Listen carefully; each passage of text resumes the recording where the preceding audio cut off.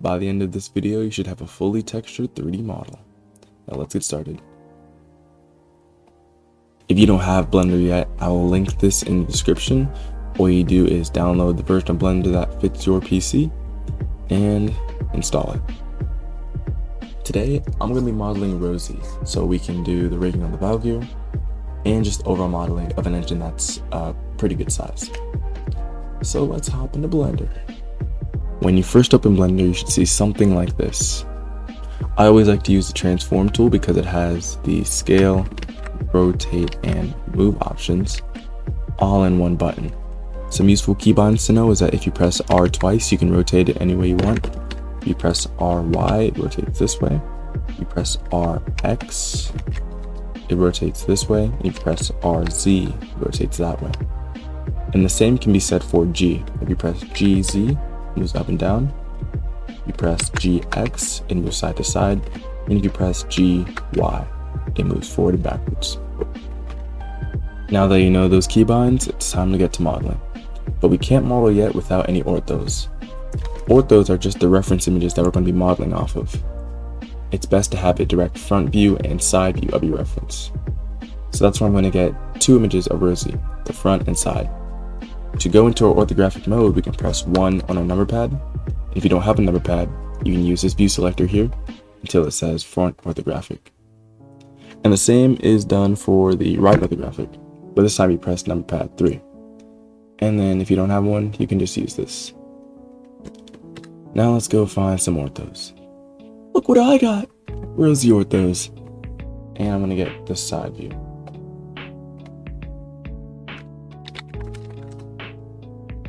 Okay, now that I've got those, let's put them into Blender. I'm going to go into my front orthographic, and I'm going to go to Add, Image, Reference, Rosie Front. Once your image is in Blender, click on it and go over here and turn on opacity. So now we can see a little bit through it. And let's center it right down that middle line there. I usually like to center it right where the coupler is in the middle, because that way I think it's the closest I can get to having it perfect. For this, I'm going to use G and X, move it slightly until I think it's perfect. Oh shoot. That's good. Yeah, I think that's fine. And I'm also going to move it above that red line there. That's fine. Okay, now once that's all positioned, hold down Control S and save the file somewhere on your PC. I'm going to call it DB for Duckbirps 2026 Rosie. Now it's time for our side photo. I'm going to press 3 on my number pad. To make it easier on the people without a number pad, I'm going to say my right orthographic. And I'm going to do the same thing by adding in my reference image this way.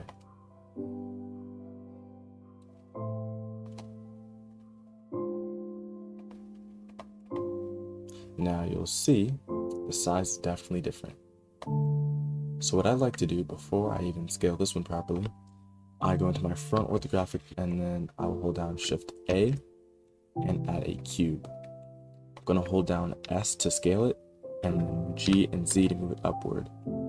Let's move it right to the top of the buffer beam there. If we press Tab, we can go into edit mode. And if we turn on this here, this is our X-ray mode, which lets us see through the model there. Make sure you're in vertice mode, and what vertices are these little black dots there. Each one of these is a vertice, or vertex. So when you're front orthographic, just click and drag over the bottom half and bring it up like that. If you don't click and drag with the X-ray mode on, and you try and do it, the other half of your cube will be left behind. So it's always important to do your X-ray mode on certain parts. After you've done that, go over here to this box icon with the line through it and click in the middle of the block.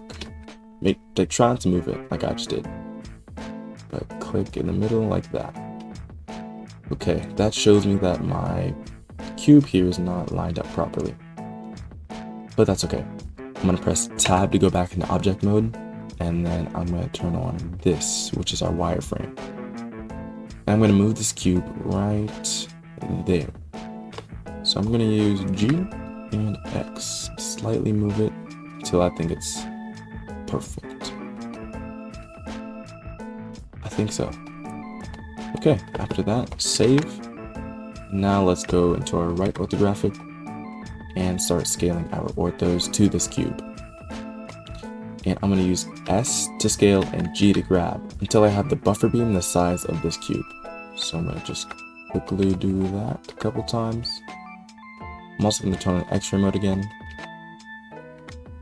So basically the buffer beam should be like inside of the cube there.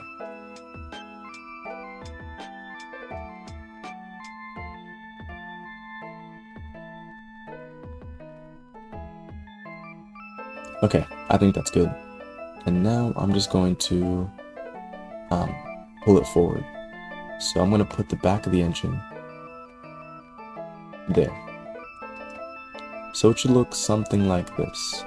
You can also have these way far behind, because if we go into our front orthographic, it will still be there, and our side view. Okay, we can turn off X-ray mode and go back into solid view.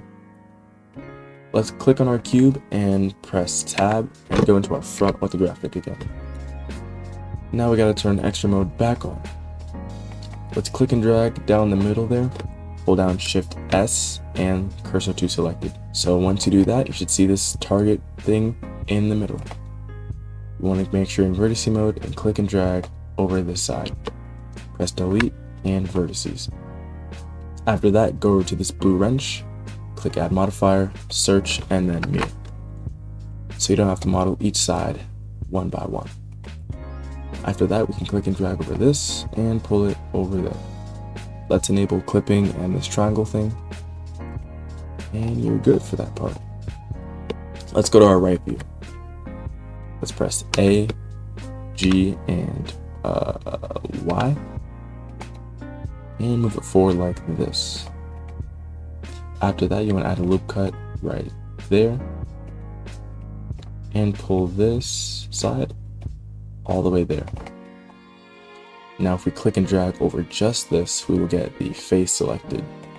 What the face is this entire flat part. Edge are these lines that you see, these ones, and vertices are the dots. With the face selected, let's go back to our right view and press E to extrude. For someone like Thomas, you would have to extrude again and then another time, because you need to have the elevated part. Actually, I think this can be the elevated part. I'm gonna hold Alt, and what Alt does is select an entire loop. So if I hold Alt there, it'll select that whole thing there. And I can extend this by pulling it backwards. I'm gonna go into edge mode, hold Alt again, hold Shift and Alt so I can select multiple loops, and hold down Control B, and then move my mouse outward. What Control B does is bevel the mesh. If you want to increase or decrease bevels, you can use your scroll wheel, like this, or once you're done beveling, you let go and adjust the segments here. Don't do it, bro. Next, I'm going to be doing this red part, release the rest of the running board, and then the yellow part separately. They're going to be two separate meshes, but at the end, they're going to be joined together.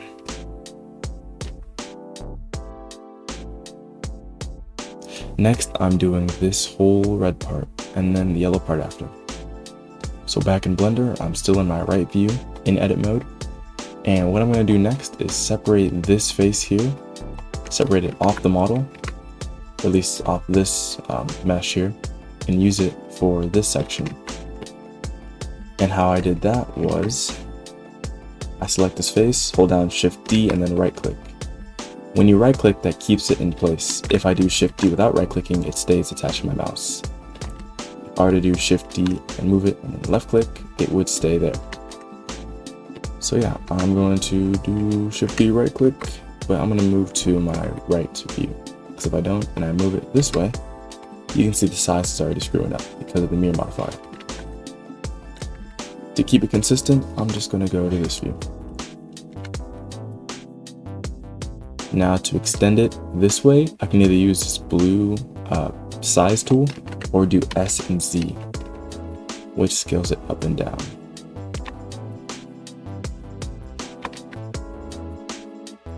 Almost. Okay, and I'm gonna pull it like that. I'm also gonna turn on snapping, which is this here, and change it to vertex, so it'll snap my vertices. I'm gonna go to edge mode to select this edge and just snap it to either this one or that one.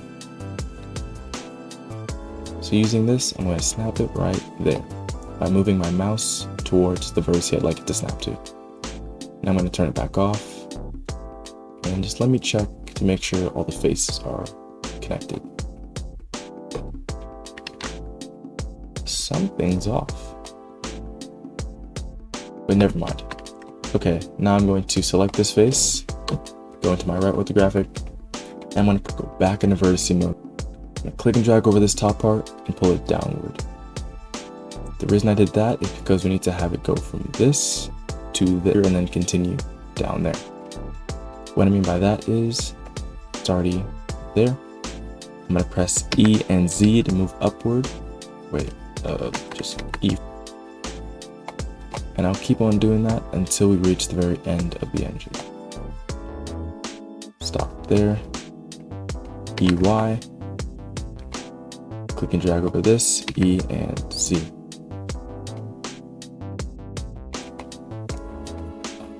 Let's stop there one more time, or two more times. E and Y again. Stop there, extend it, and then we're gonna go down. Like that. Now it's time for us to bevel those edges, just like they are beveled here. So I'm going to start with this one. I can click and drag over that edge, hold down Control B and bevel.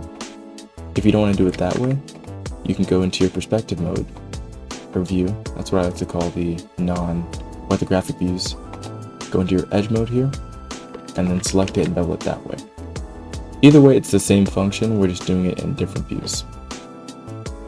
So because I want multiple to be beveled at the same time, I'm going to click and drag, but while holding shift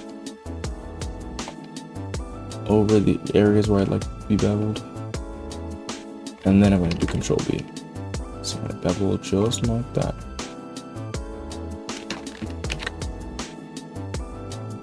And as you can see, it worked. Hold on, let's whole red part and then the yellow part after. So back in Blender, I'm still in my right view in edit mode.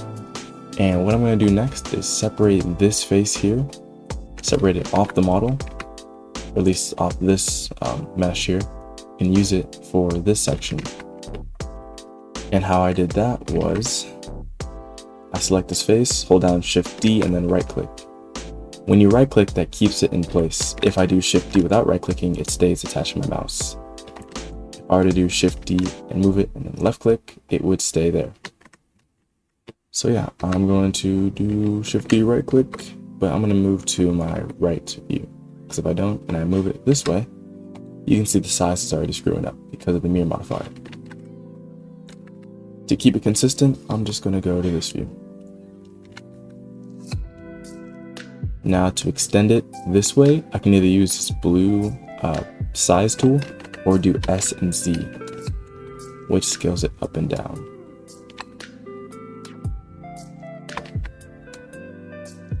Almost. Okay, and I'm going to pull it like that. I'm also going to turn on snapping, which is this here, and change it to vertex, so it'll snap to my vertices. I'm going to go to edge mode to select this edge and just snap it to either this one or that one. So using this, I'm going to snap it right there by moving my mouse towards the vertex I'd like it to snap to. Now I'm going to turn it back off and just let me check to make sure all the faces are connected. Something's off. I'm going to select this face, go into my right orthographic, and I'm going to press E and Y to extrude backwards.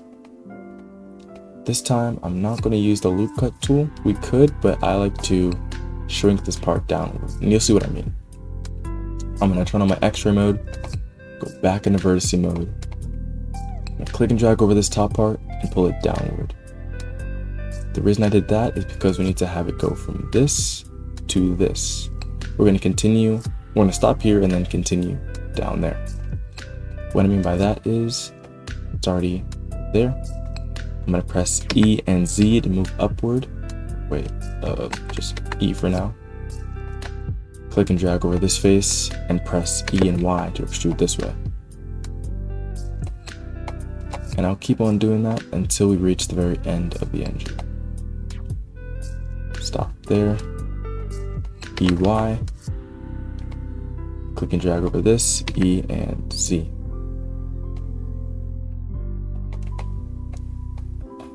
Let's stop there one more time, or two more times. E and Y again. Stop there, extend it, and then we're gonna go down. Like that. Now it's time for us to bevel those edges, just like they are beveled here. So I'm going to start with this one. I can click and drag over that edge, hold down Control B and bevel. If you don't want to do it that way, you can go into your perspective mode or view. That's what I like to call the non-orthographic views. Go into your edge mode here and then select it and bevel it that way.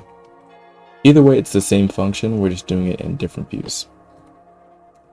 So because I'm going to do click and drag, but while holding shift over the areas where I'd like to be beveled. And then I'm going to do Control B. So I'm going to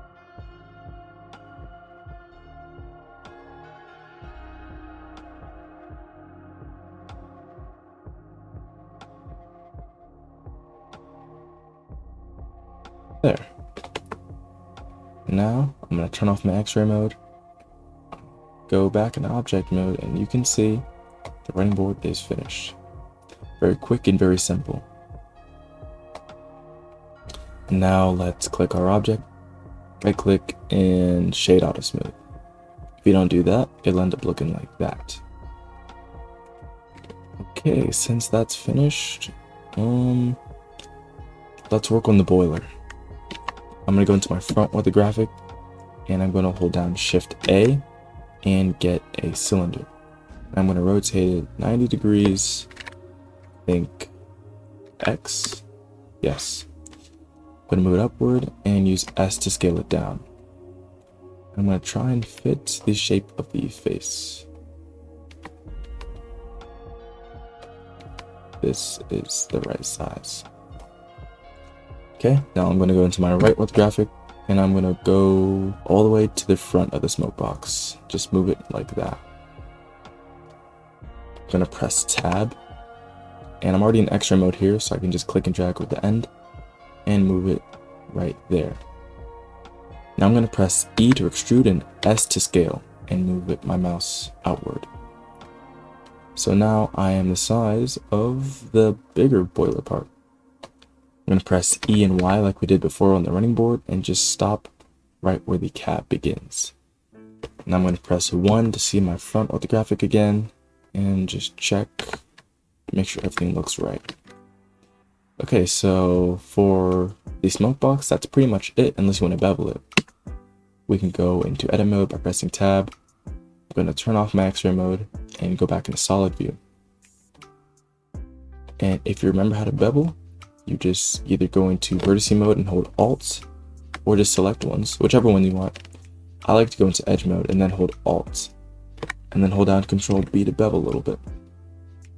I always do 4, but 3 and 2 aren't terrible. It's just that it doesn't really look that smooth with either of those. 3 can work sometimes, but I think 4 is really what fits. I'm gonna slightly bevel those. Not here though, and there's a reason for that. But I'm just gonna do this part, because that is beveled on the CGI model. Just very, very slightly. Okay. Now how do we do those stripes? I do it in a 3D way. What I'll do is I'll go to loop cut, click on the boiler. Here, I'll go to my right view, turn on my X-ray mode so I can see through it, and I'll put it in the middle of a stripe.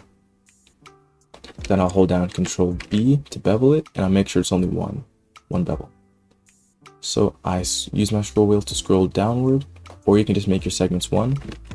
And what I do is I try to get the width of that stripe there. I think that's okay. I'll try it one more time. Let's see. They're not super large, so I'll do this.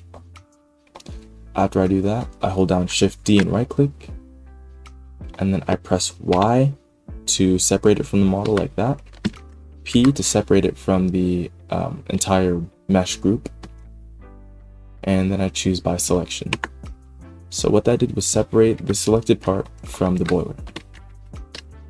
Now I go back into edit mode with just this selected by pressing tab, and I'll press A, E, and then S, and scale it out a little bit, just so I can see it.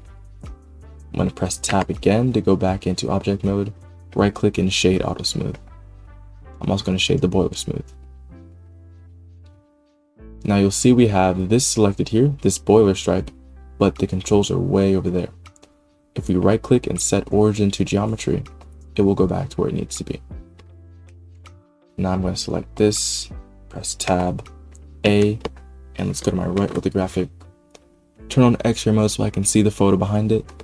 I'm going to hold down Shift D and right click, move it this way, hold down Shift D and right click again, and I'm going to move it to the front of the engine. But I can't really see how far the overlap is, this boiler part. So I'm going to turn on my wireframe so I know where it stops, which is right there.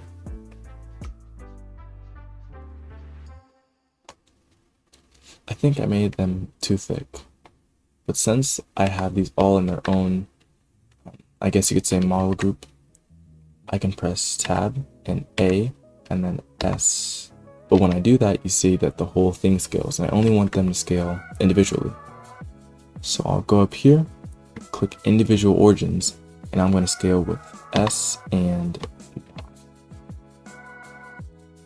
like that. That's better. I'm going to go back to my normal view, hold down Control S to save, that's very important. And now our boiler area is done. Now let's do the smoke box. For Rosie, she doesn't have a smoke box saddle, I don't think.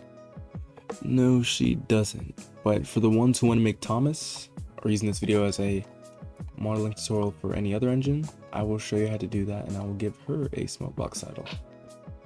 So I am going to go to my front view, and instead of adding a new cube, I'm just gonna take a flat part of our running board. For example, I'm gonna do this here. Shift D, right click, press Y, P, and selection. Okay, I'm gonna press 3, go to my number pad 3. Yeah, go to my right view, and I'm gonna go into edit mode by pressing tab. Press A to move it. To select all, press E to extrude upward, and now I'm going to click and drag this and pull it all the way there. I'm also going to grab this back half and just pull it there. That's a good distance, I think. Now I'm going to pull it down to there because she has that other little stub that goes outward. So I'm going to go to my front view so I can get a better look. Click and drag, put that there. So we're going to do the bottom part before we get to the top part. I'm going to go out of extra mode and go to my perspective view just so I can view it. I'm going to stop it right here, I think. We'll get to it in a second. Okay. Back to my front view. X-ray mode. Click and drag over this. So I've got this face here. E, and then move it downward to the running board. There it is. Wait a minute. Just wanted to make sure. Now I'm going to go back in my X-ray mode. Click and drag over this face. Press E, and move it out this way. Very simple. Now let's work on the smoke box saddle. I'm going to click and drag over this entire top part and press E and move it up, right about till it touches the smoke box itself. Now I'm going to add a bunch of cuts. Actually, no, before that, I'm going to click and drag over this and put that there. You'll see what I'm doing in a second. I'm going to put it right there so it's touching the end of the smoke box. Click and drag over this face, press E, and move it up like that. Okay, now I'm going to apply the mirror modifier by going back in object mode, clicking apply, and I'm going to click and drag over these vertices and control B to bevel. I'm going to pull it downward more. Let's pull it downward so it's not overlapping or going over the cylinder there. This is kind of what you do for cabs, but the opposite, because you don't really go down, you go up, because you want that. So we'll work on that later. But let's work on the smoke box saddle.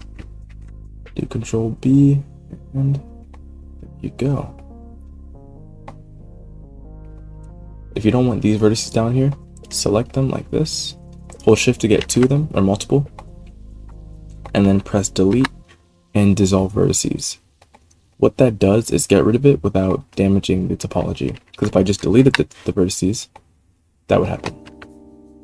And I'm also going to dissolve some of the edges.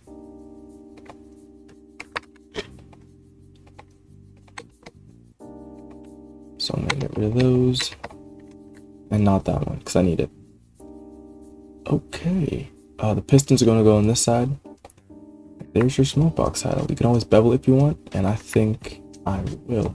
I'm also going to pull that forward. Hopefully you're catching on.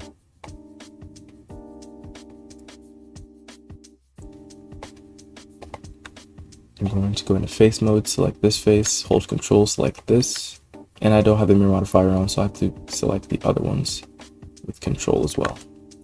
I'm going to deselect that because I don't want to extend that forward, and I'm going to press E and just move it outward, just so it looks like that, like this. Now I'm going to right click and set my origin to geometry. Now, I think it'd be a good time to do the pistons. Pistons are pretty easy, at least Rosie's are. Let's go into our front view, and I'm going to turn on X-ray mode and the wireframe. So for pistons like this, all you have to do is get a cylinder. So Shift A, get a cylinder, rotate it by the X axis, because we're looking at the front view, and let's scale it down to this circular part there.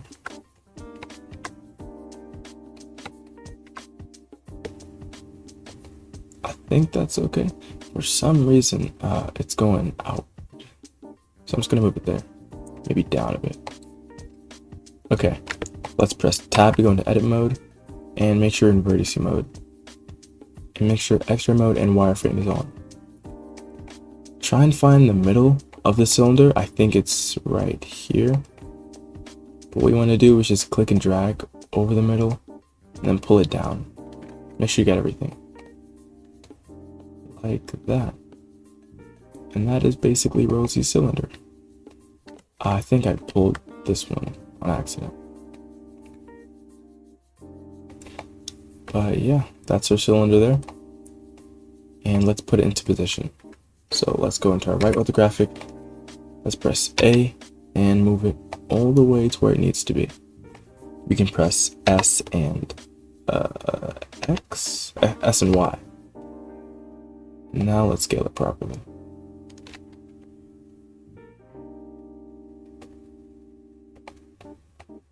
And I'm going to snap it right to the end of there, like that. I'm going to snap this there. Okay, and I'm going to how about this? I'm going to put the cursor in the middle like we did in the beginning, and then reflect it with the mirror modifier. So now I'm going to click this, right click, instead of setting origin to geometry, we're going to do the 3D cursor. Now I'm going to add a mirror modifier. So now it's perfectly on that side. We can right click and shade auto smooth. Okay, next we could either do the buffers or the tank. What do you guys want? We want to do the tank! Okay, let's do the tank. I'm going to click on the running board, press tab, go to face mode, select this face, shift D, right click, press P, and by selection. Now we just have to click in this area until we get the object that we separated. Now that I've got selected, I'm going to go into my front view, press tab, A, and then E, and then just move it to the top of the tank there. So that. I'm going to go into my vertex mode, go into my right orthographic, and just make it look like, anyways. I'm going to click and drag over this, pull it all the way back there, I think.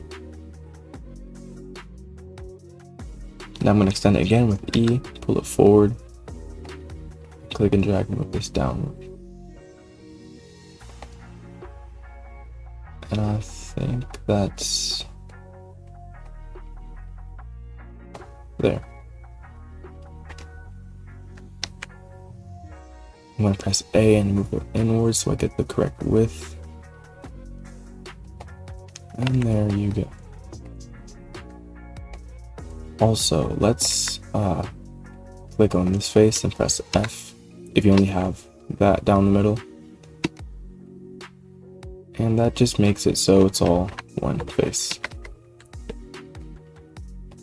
After that, we can add those 2 cylinders that are on the side of her.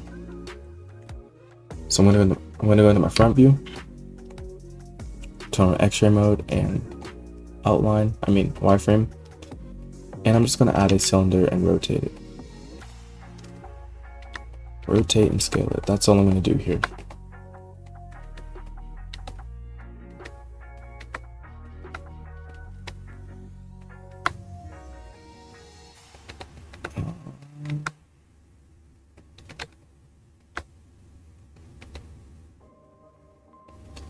I'm gonna press S and X, S and Y, S and what? Okay, I'm gonna change it from global to local, and I'm gonna scale it S and Z. I'm gonna rotate it a little bit until this is in the piston. That means I gotta move these pistons outward.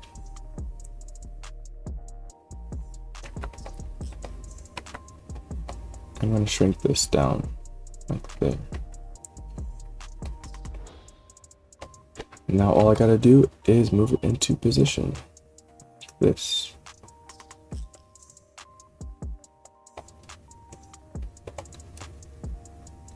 Okay. I'm going to hold down shift and select this and press Ctrl J because I want to join these together. Then I'll right click and shade auto smooth.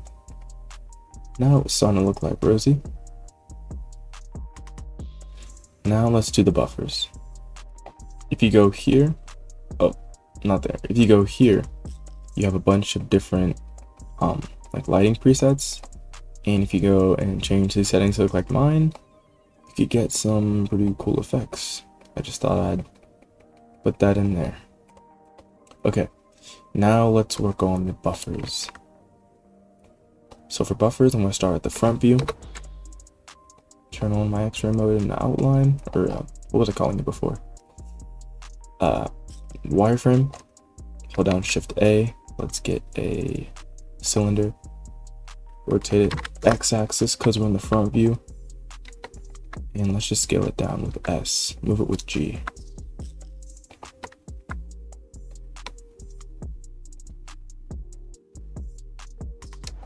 Okay, now let's go to our side view.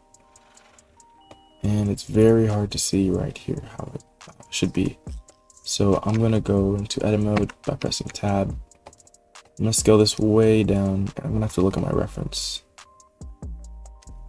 Okay, so this part is smaller. So I'm going to start here. Then I'm going to click and drag over this. I've got the end face there. I'm going to press I to inset, which is like extruding, but the opposite. I just want to make sure I get the right size. Okay, I think I have. Maybe a bit bigger. I'm gonna press E, move this way. I'm gonna press E and S, which is extrude and scale. I'm gonna move it outward. I'm gonna press E again.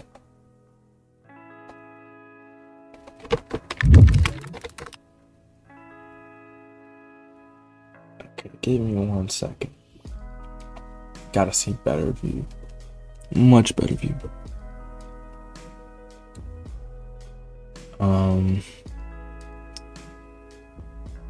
My. Our buffers are super short. Okay. I think this is the buffer done for Rosie. But let's say it's someone like Thomas. I think you'd still repeat this, but you do this again. Press I to inset, move it outward. Extrude. Make it bigger like that. The basic shape won't be the exact same, but this is kind of the process. E and S again, extrude outward, and then you just bevel.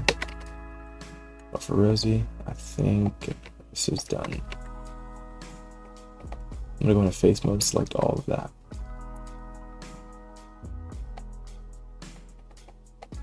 I didn't realize how small the buffers were.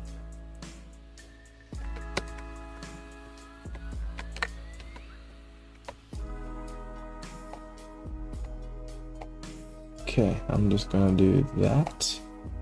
And for the front half, I'm still gonna inset with I, move it downward, I'm gonna pull it out, but I'm gonna bevel it. So let's go back to my perspective view. And I am going to go into my edge mode. Hold Shift and Alt, select this, select that, because I want to bevel those. And I want to bevel this end here. Hold down Control B and just bevel 4 segments. And for this part, I think I can reduce some.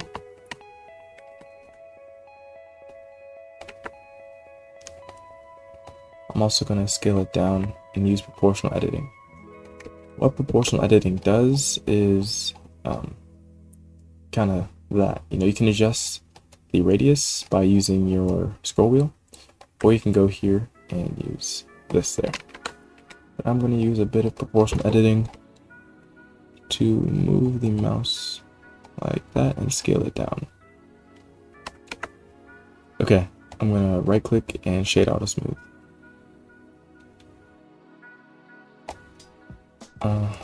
I think it looks okay. But I'm going to go back, press tab, make sure I'm in face mode. And with this middle part selected, this middle circle, or if you don't have a circle, it could be vertice. You want to hold down Control and plus until you reach the part that would be red. Okay, now that I reach there, I'm going to press Y to detach it. Press P and by selection. Now I'm going to click this only, press tab, go to my right view. I'm going to click on the X-ray mode, vertice mode, and I'm going to pull this backwards like that. Just so if you wanted to do sprung buffers, you could do it, I think.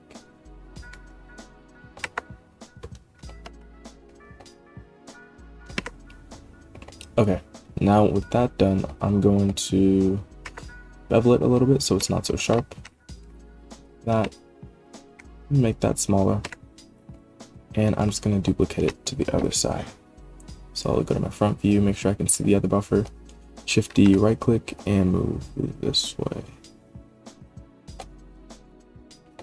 Okay, so those are our buffers. Very small. Super small.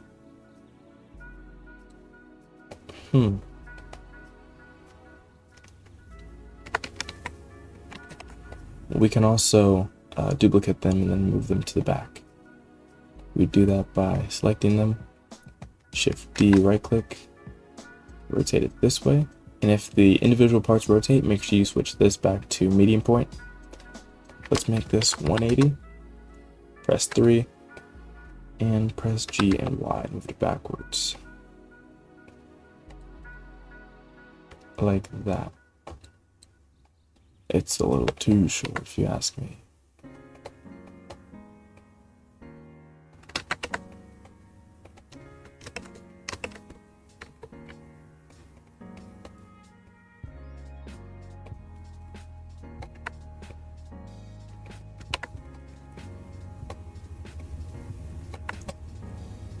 Okay.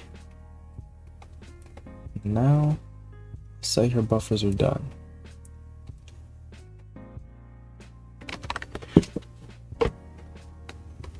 Let's work on, the coupling should be easy, but I kind of want to do the dome.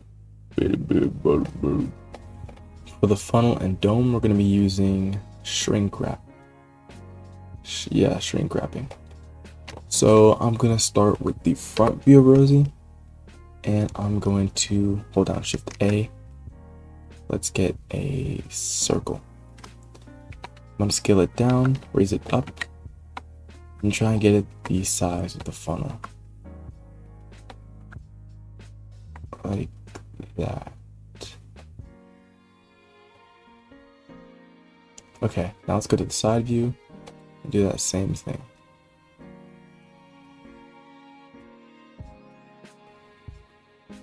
Alright, let me check.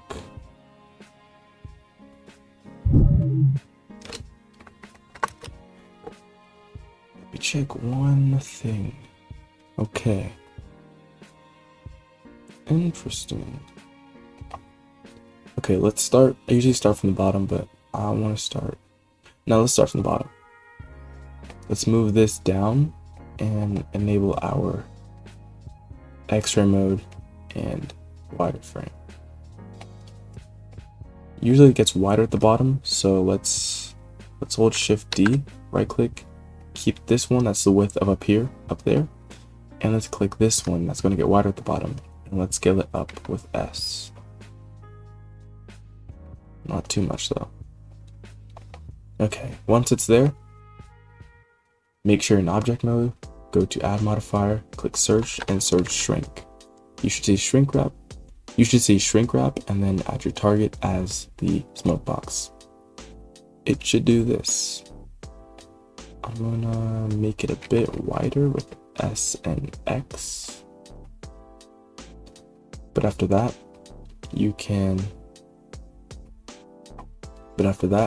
go here, click apply, and then click on this while holding shift, hold down Control J, and now they are joined together.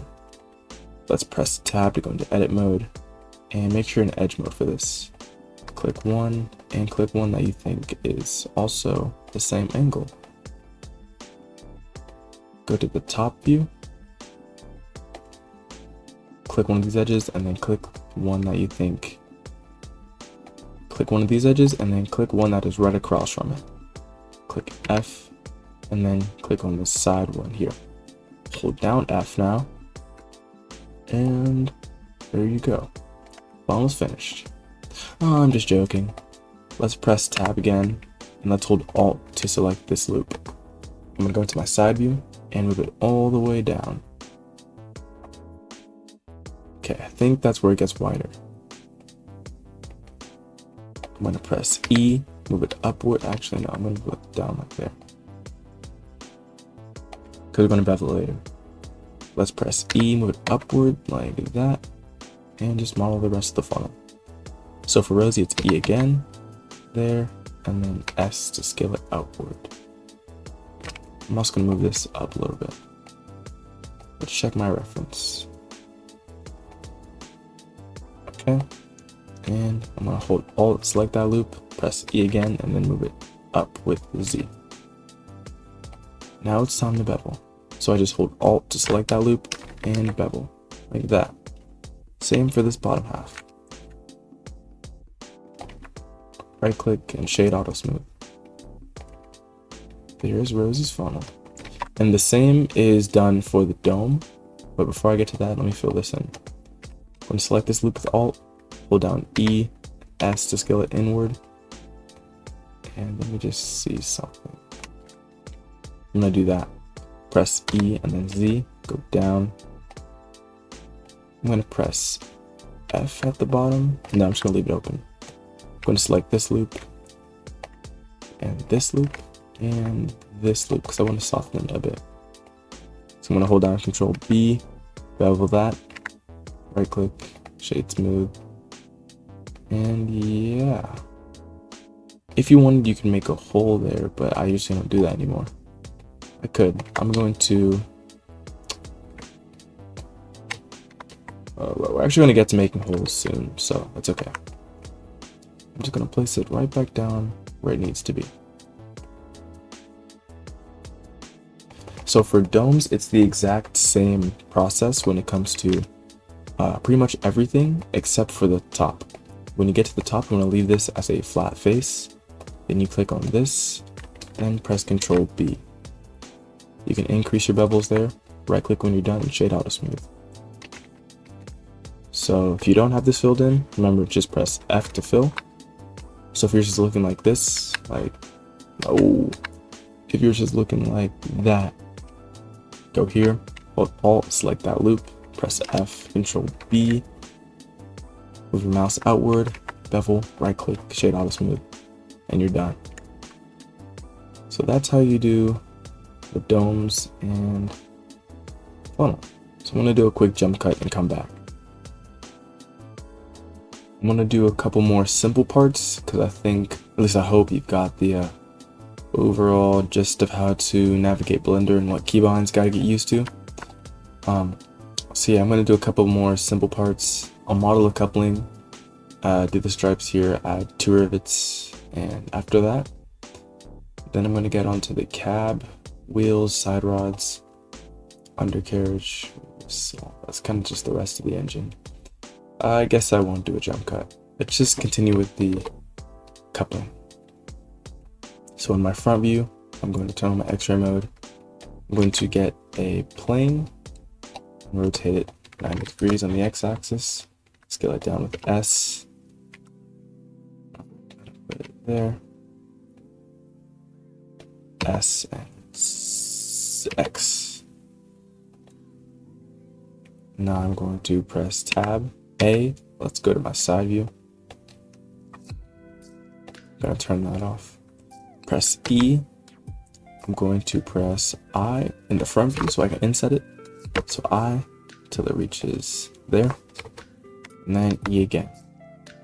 And after that, I'm going to press I again, but move it backwards. So I and N. And I'm going to bevel the whole thing. So I'm going to press A and Control B.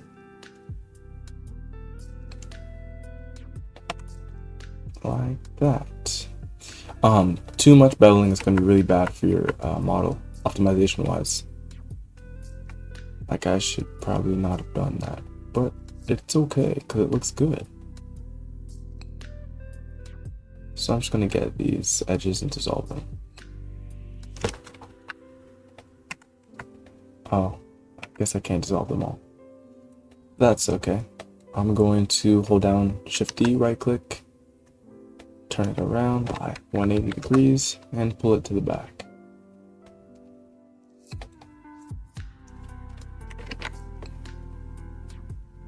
Like that. Now what's left? There's the cab. I already did this part off camera. I'm gonna make this entire piece a little like that. I guess it's better that it's best I do the cab now. Okay, so Rosie's cab, I've kind of forgotten how to do, but I'll try. So let's go into our side view. Well, let's select the tank first, go into our side view. Let's go into edit mode, click on vertice mode, X-ray. I'm going to snap it to the end of the boiler. Okay, now I'm going to press E, move it out to the back of the engine. No, let's stop right there before the bunker. I'm going to get this top face, this whole top face there. I'm going to press E, move it up. Let's go to the front view to see how high up we need to do it. Just by pulling this and moving maybe these downward that way. The way I kind of gauge how high up this goes is I look at that curve there. So I want to make this line higher than that curve. So like there. Okay, let's go to our side view because we're going to bevel that later. But after that, let's figure out a way to do this bunker. For Thomas, I like to click and drag over this, pull that upward, and then I'll use the extrude from there. So before I do that, let me add another loop cut right there. So I'm going to add a loop cut there, and then I'm going to extrude downward. So so E downward, and I'm going to take this here, do E, move it outward. Okay, so now I've got the basic shape for a bunker. All I gotta do now is, I think, bevel it, and I can work with it in a second. Good. Okay, so what I'm going to do is I'm going to apply the mirror modifier, well, in object mode first. And then I'm going to go back into edit mode, go to edge mode, get these two, or one, however many you have, and then Control B to bevel it. And I'm going to dissolve those vertices there. So I'll select that one, and I'll select that one. Delete and dissolve vertices. Okay. Now I'm going to add an edge loop back here. Like that. And I'm going to attach it right there with J. So now that I've done that, I think, how about I add another right there. And I'm going to connect it with J. Like that. Not that one. There. This. I forgot how to do Rosie's cab. That's okay. I'm just going to move this upwards so it's not flat there. And now I can move this face downward. You'll see what I mean. Let's reapply the mirror modifier. Re-add it. Let's go to our front view, cut it in half again. Like this. Clicking and dragging over to this side. And let's add a modifier, mirror, turn on clipping and whatnot. And to fill all this in, let's hold down Alt, click there, press F, and let's do the same for this area.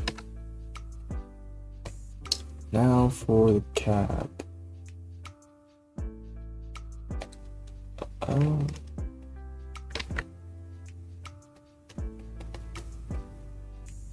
Oh my goodness. It's good enough. Totally. It's close, I think. Wait.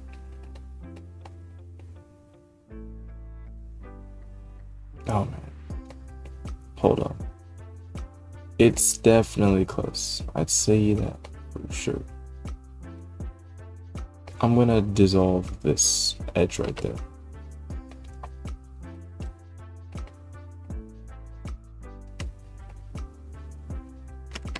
I'm gonna hold shift and move these up. It's good enough. Not like anyone's gonna notice if they don't watch this video. Okay, so the rough cab shape is here.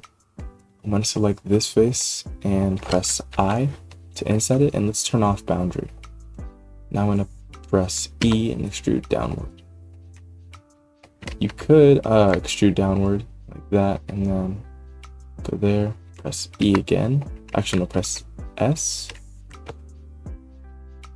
Okay, you could do S and X, move outward, but I think you'd have to stop there. Do E again, S and X. Then continue, S and X again. Stop there, and then do E all the way down. Do extrude down to get that full space. If you really wanted to, I guess, get a full coal load in Roblox Studio, if you can fit it in there. Also, there's this detail on the back of Rosie I forgot to do. That thing. Oh man. To be honest, I do not want to do that. To do that, I just select all these faces and pressed F. Maybe I can do that little area there. I'll just inset like that, move it downward. And then I move this downward, these edges. Or I could just merge these. So I'll hold shift, select this vertice, hold shift, select that one, press M, and at last. What that means is it's going to merge with the last vertice I selected. Then I'll just use my snapping tool and do that. You look at that. Oh, wait a minute. There's a vertice in the middle. Caught you. What are you doing? I'm going to dissolve that one. Okay, so now I'm going to press E to extrude a little bit. I'm going to scale it down. And then a little bit outward. And now I'm going to bevel it. So I'll bevel those, but I'm not going to do 4 this time for that. I will do 4 bevels for up here. So Control B. Never mind, I'm not going to do 4. Take these ones. I'll bevel there. Gotta be careful of tight spaces like this. Right click, shade auto smooth. Okay, now let's check if it's all good. Yeah, the cab, I don't usually do rosies, so it's kind of rough. And dissolve those edges there. And yeah. Okay, now let's do the roof. The roof should be pretty easy. Most of the time it is. I'm going to press tab on the cab. Go to face mode, hold shift and control, click this whole thing there. Hold down shift D, right click, press Y, P, and selection. I'm starting to think you don't really need to do the Y part. I don't know. I'm gonna undo because I selected too much. Shift D, P, selection. Yeah, okay, now we can press tab, A, E, and just move it outward like that. Then we can press S after that to scale it up.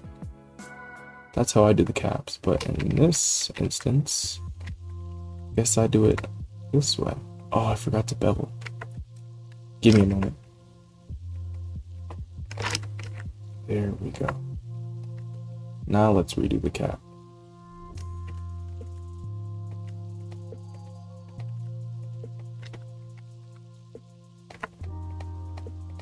I actually don't even think we need to. No, never mind. I was gonna say we don't need to raise the roof any at all, but we do. So I'll press E, move it out a bit like that, and scale it up a tiny bit. And for that smaller part, we could just add a part there, or we could inset one of these faces like that. I'm kind of straying away from the accuracy now.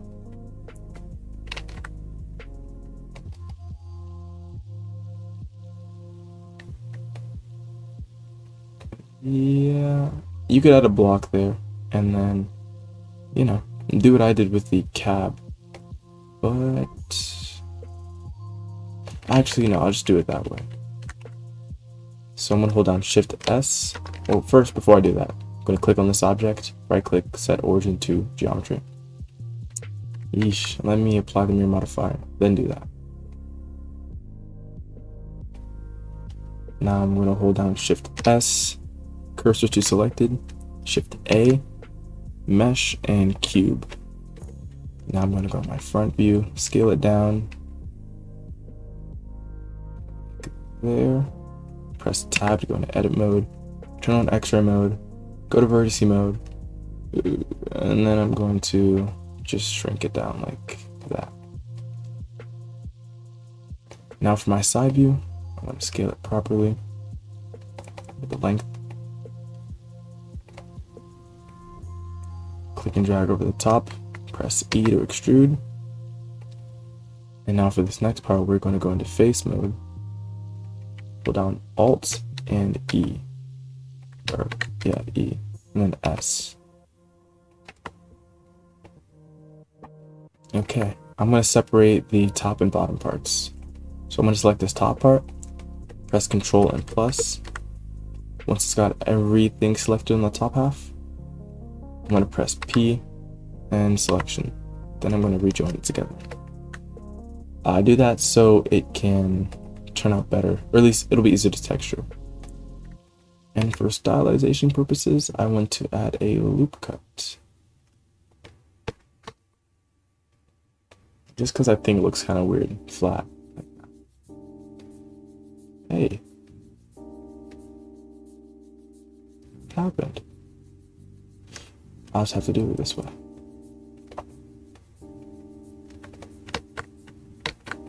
I click and drag over these, and I want to bevel it. Guess I can only do one. I just think I'm going to right click and shade smooth. I just think it looks better that way.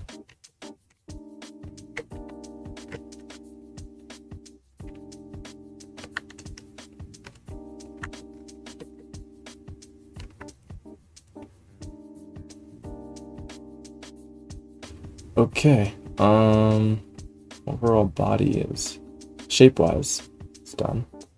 Wait.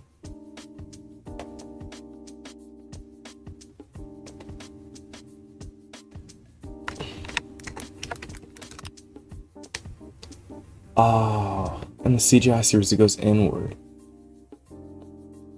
Dang it. That's whatever.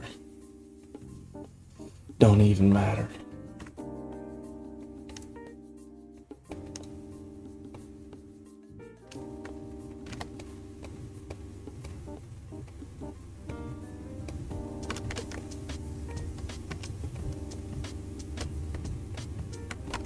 It's cool, it's alright. Okay, now I've done that. Let's do her lamp.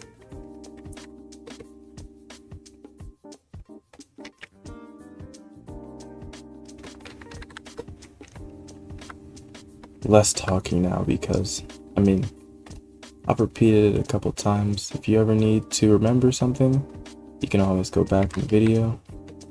But until I get to the really needed parts to speak a lot, I'll do that. But when it comes to modeling, I think I work better silent.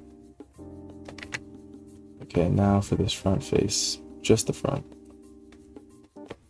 Gonna press I, go inward, and then do I again, and then go outward and bevel it.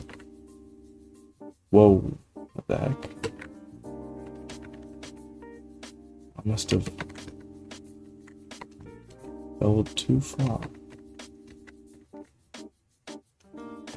Right click auto smooth.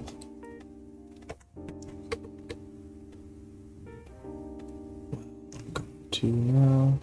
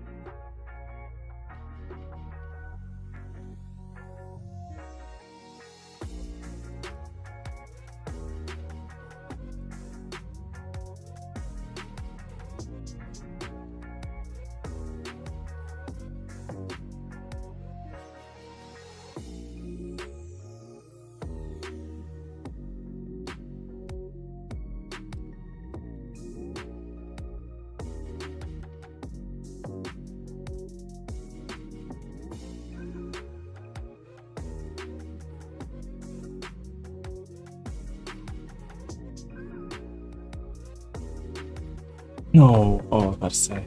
Let me save.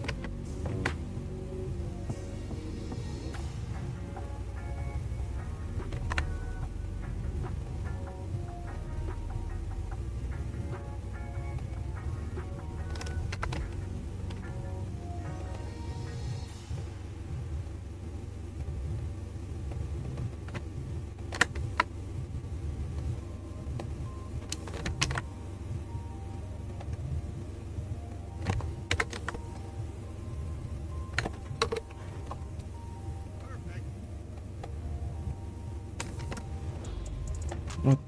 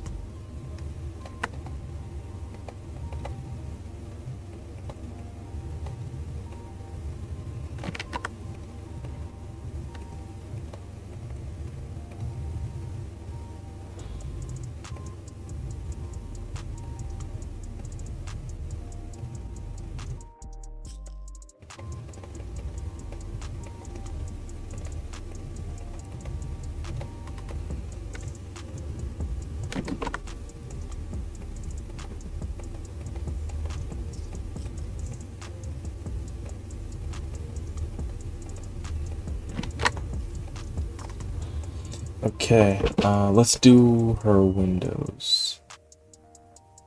Because I just want to get it over with. Okay, first let me do the rivets.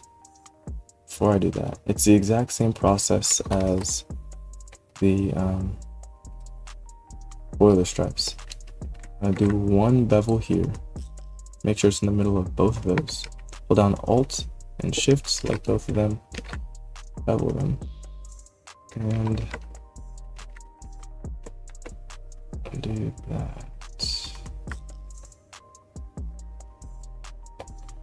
Shift D, and then I'll just do what I do. Hey, oh, individual.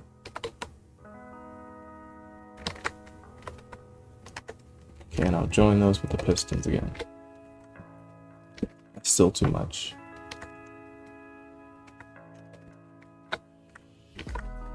Alright, now let's do those. Don't really want to add rivets. I'll do it later.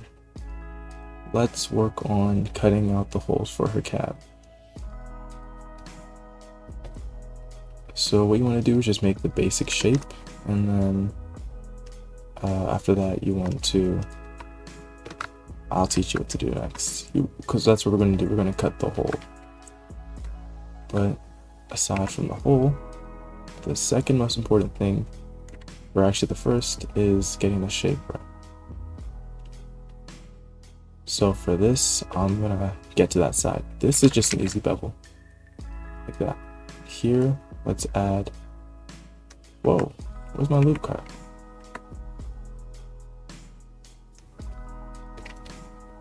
No loop cuts available? Strange. Oh, I added 2 cuts on each side. I'm going to go back to my transform, take these 2 vertices, join them with J, and do the same for the back here. Back into my front view, I'm going to make these straight with S, Z0, and I'm going to put that one there.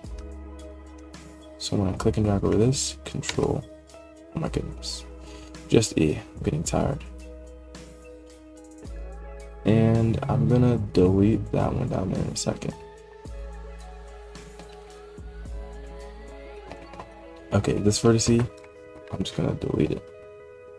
Now let's go here and fill those faces in with F. I'm going to click on that. Now I'm going to bevel it.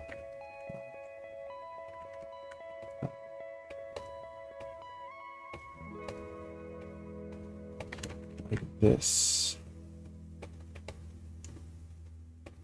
Okay, now I'm going to right click auto smooth, move it back there. And I'm going to make it bigger.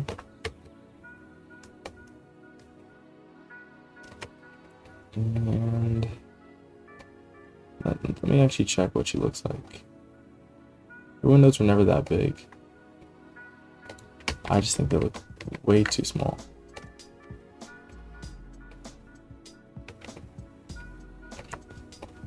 And then the back is a different shape.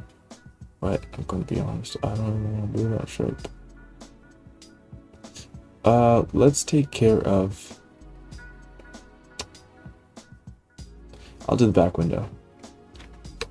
So I'm going to hide this with H, and let's go to this ortho.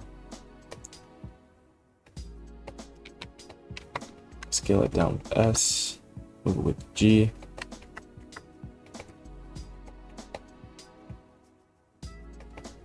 And move that one up there, take this, move it down there. Just the regular bevels.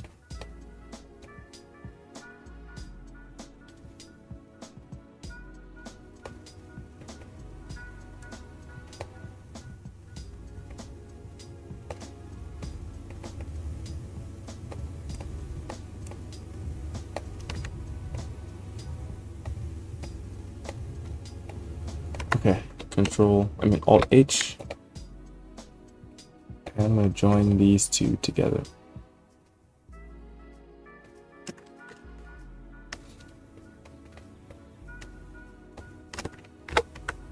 With Control J, right click and shade auto smooth. Now let's do the side windows.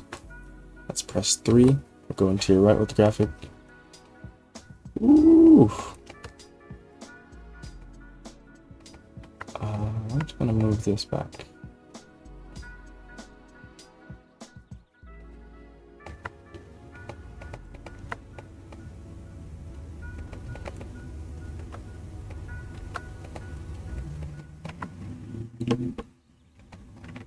Okay, ooh my.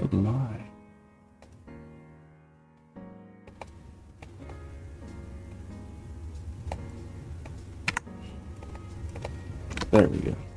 I'm just going to do the same thing with the blocks, make the rough shape. In this case, it's a rectangle. So all I gotta do is just scale it downward and then scale it vertically.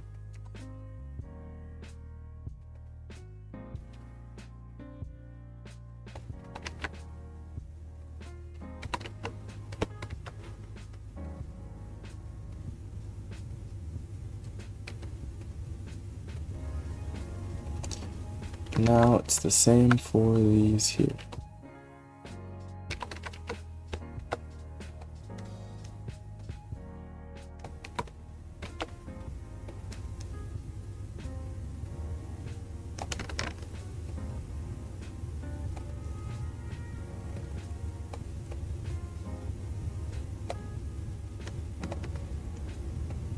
have them poking out.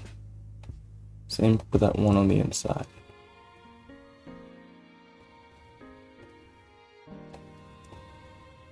Okay, now I'm going to join these together and these.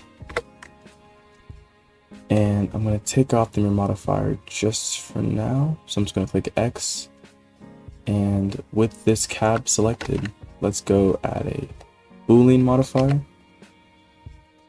Click that. Let's go down here, click these two. And I'm hoping it cuts correctly. Okay, let's apply it. And delete these. Yeah, it did, but there's one thing I forgot to do. And there's one thing I forgot to check. So I'm gonna undo that real quick. Let's go here and check face orientation. If anything is red, you want to press Tab, A, Alt N, and do flip or recalculate outside. I would do recalculate outside first, but if you see any red faces, you click that face and then Alt N and flip it. Okay, after that, let's make the cutout on the inside. Oh, never mind.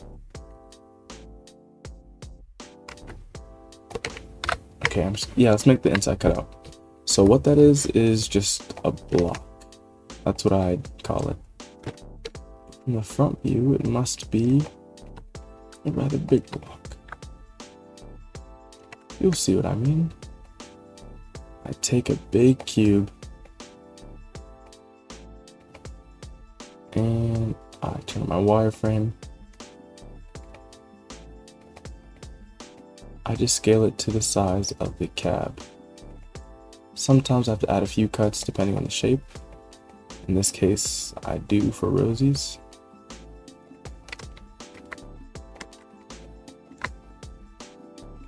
And I'll have to extend it downward.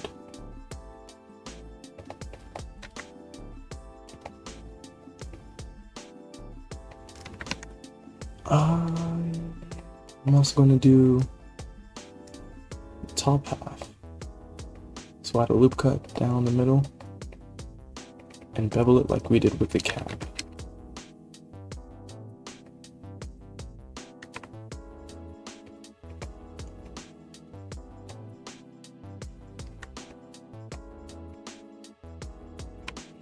Okay, now let's Boolean that.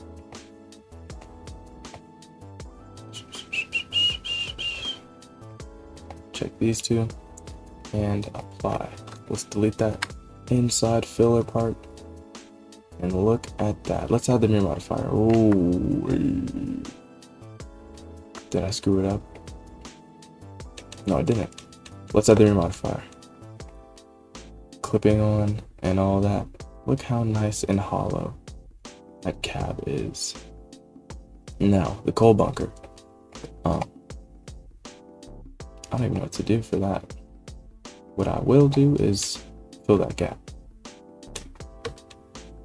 So I'm just gonna go down the middle, pull it together, like that.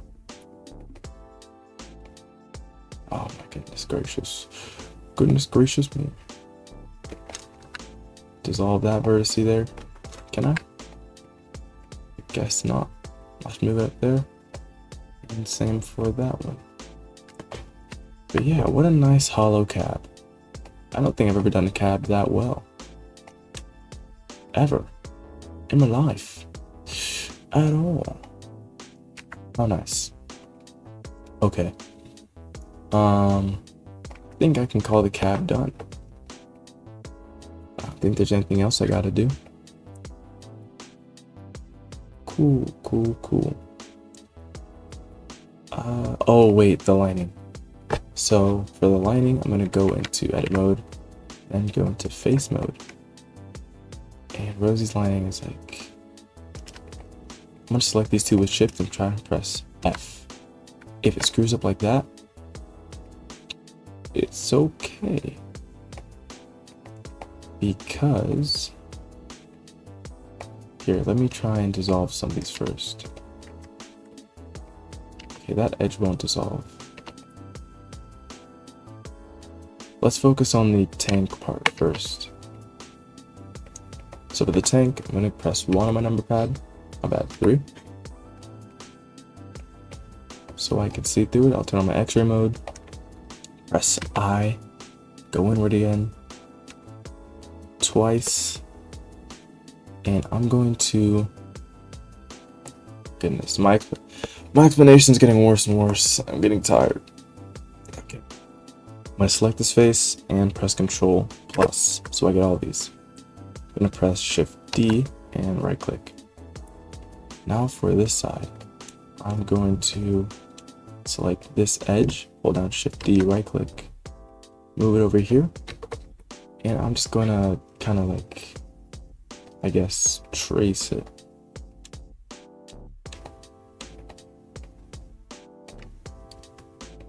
Take this one again, E, Y, stop there, add a loop cut.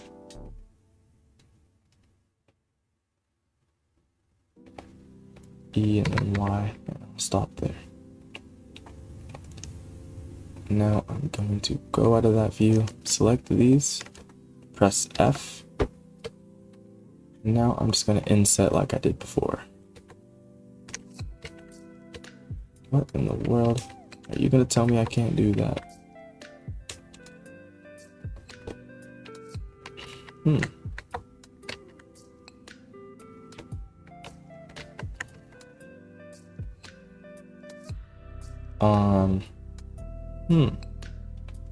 Let's get rid of these vertices. Can't inset. Well, I just have to do it the old-fashioned way then. E and then S. Then I gotta fix it up.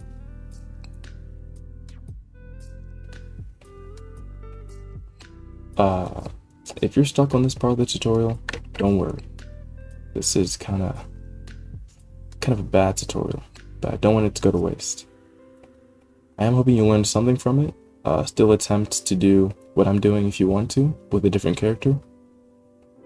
And I think that's it. But I do hope you learn if you are wanting to. It's not over yet. We still have some more stuff to do.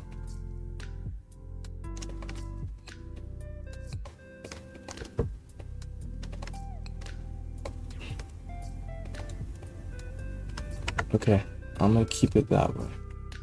So there's our cab. And don't mind this, it will look better eventually. We can pull that forward just a tiny bit.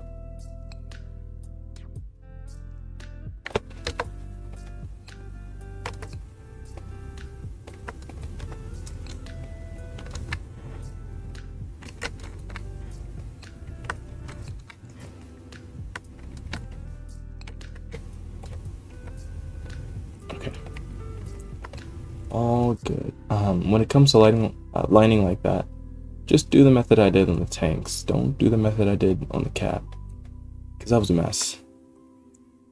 But it turned out okay.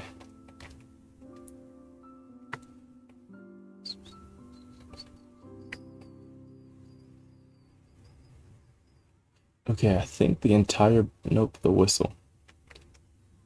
The whistle's pretty easy, I think. It's just the standard CGI whistle. We're about done, almost, with the body. Only other thing I would add is, well, the whistle, and what was I gonna say? Maybe doors, if you really want that. But aside from maybe lamp irons, if you feel like adding that, and a coupling, we should be done. Now, I don't know if I'm gonna model the coupling in this video. I don't really like modeling the hook. But for the sake of kindness, I might. Or I might not. You know, I probably will, but just for the video. Okay, so let's get on to modeling the whistle. First, let me check my reference. Let me check my references. I'm just gonna go with the regular CGI whistle, because that's what she's got. Wait a minute. That's my bad. I think she's got something like Percy's whistle. Hold on. gotta see it close up. Okay.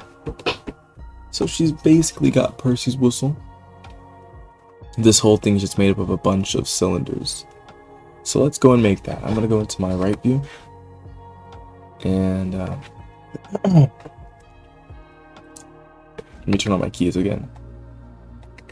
Shift A. Let's get a cylinder. Rotate it on the y-axis, 90.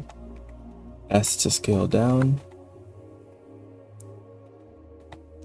Turn on these modes so I can see it better. It's super pixelated. This one's at the very bottom. So, man, I'm gonna go with that. Hopefully it's not too big. Then after that, I think I just S and X a little bit.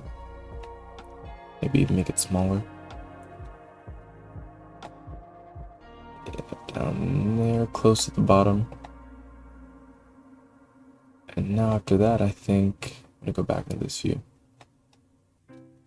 And I'm gonna go to this view instead because the shading is not one side, it's like all over. I'm going to hold down Shift D, right click, rotate this 90. I'm going to go into edit mode, go to vertice mode, in my X-ray mode, click and drag over the bottom and pull it up so it's not clipping into the mesh. And I gotta make this bigger, so S and then SX because I think it's a bit too wide. Okay. And then I just do that. So what I'm going to do there is go in edit mode of this one by pressing tab, clicking this face, make sure you're in face mode. Put this one way down there, press E, and I'm going to hold Alt, select that, press E and S to scale outward. I'm going to go to edge mode, hold Alt to select this loop. Nope, that one there. Move that up like that. It's a bit thin, so I'm going to select this. Press Control plus so I can select more. Yeah, and after that, I'm going to press Control plus, get all of this, press F, then I'm going to press E and S, that, press E and just move it up a little bit. So not too much.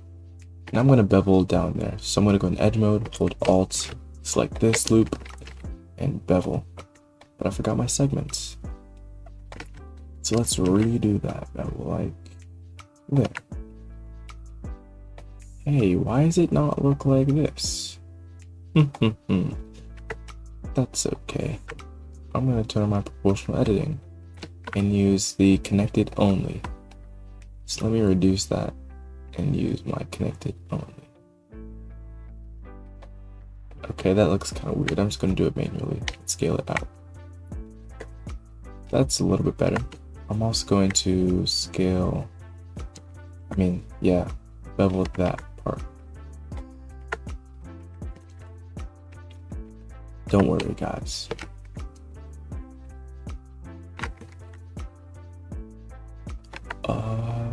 Don't even worry about it.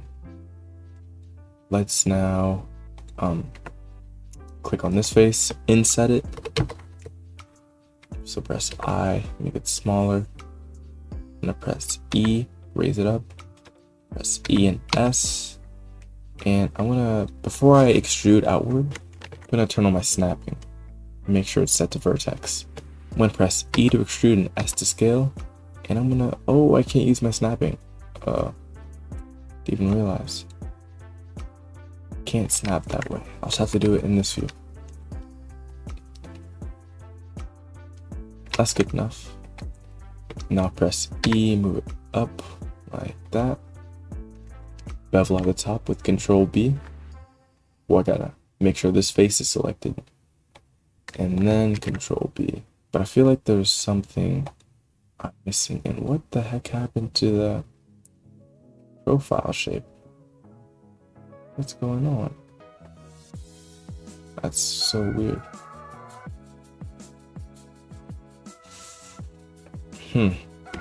Okay, well, one little part at the top. Bevel like that. Don't know what the heck happened to the profile shape. Thought it was good. And I'm just gonna click that and press E and move it upwards.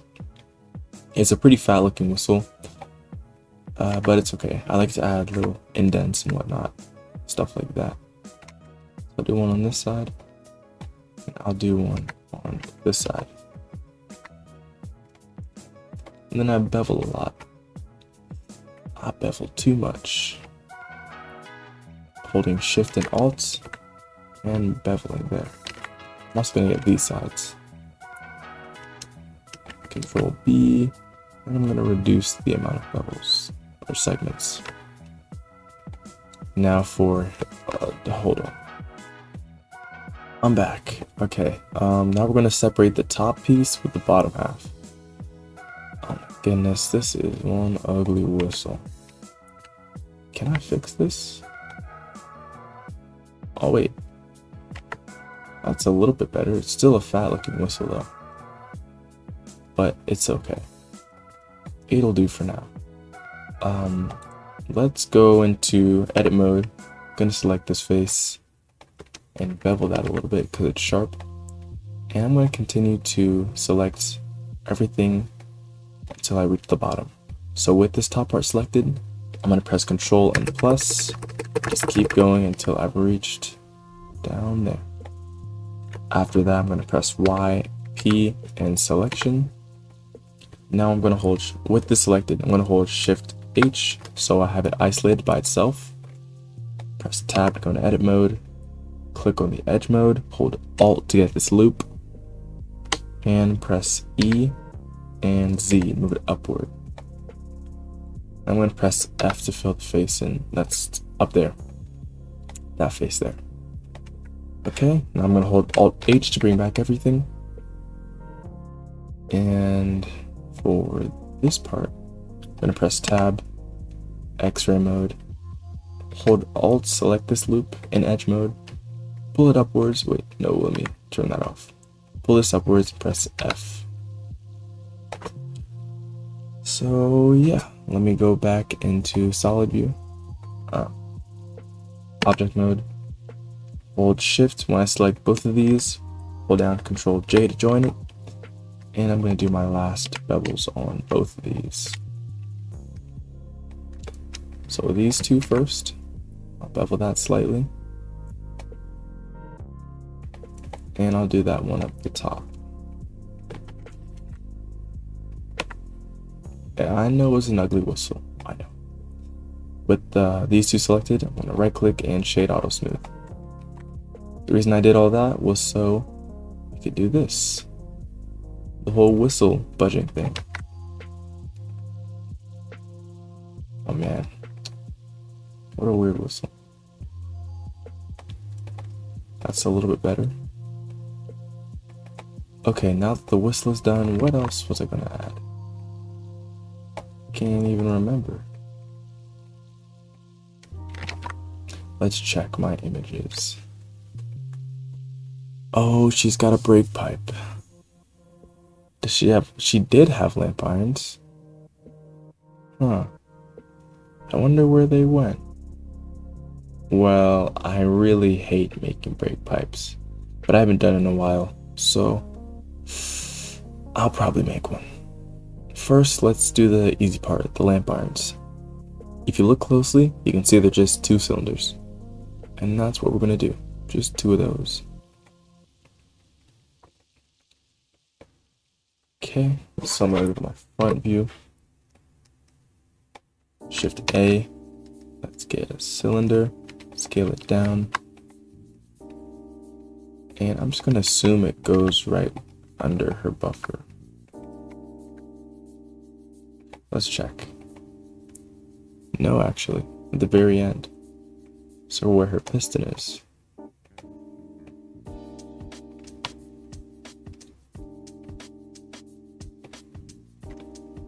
S and Z, make it small.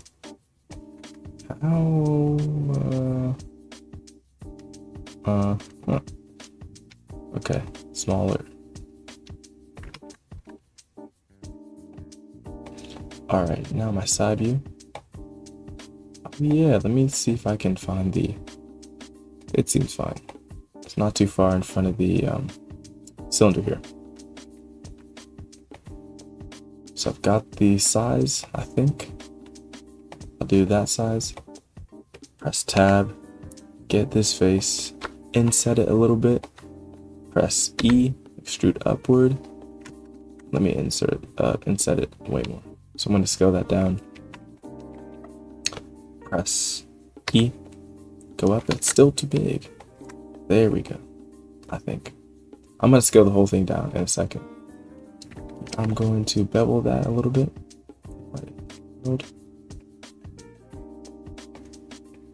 Okay, that's beveled strangely. And I'm going to bevel down here and down. Hold on, let me try and mess with these settings here real quick.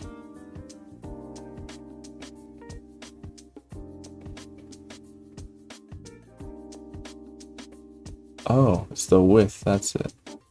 And then you mess with the profile shape. Okay, interesting.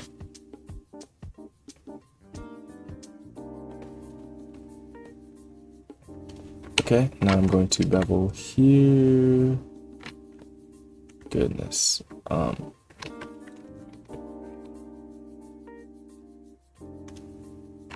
I think I'm done for now. I'm gonna right click and shade auto smooth. Now I'm gonna scale it down.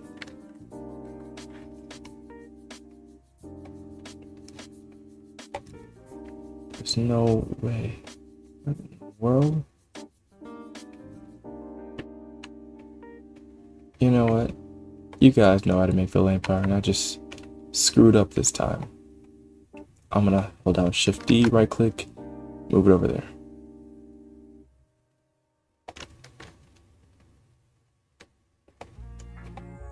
Okay. Nice. If you want these settings when you go into this render view, make your render tab look like mine.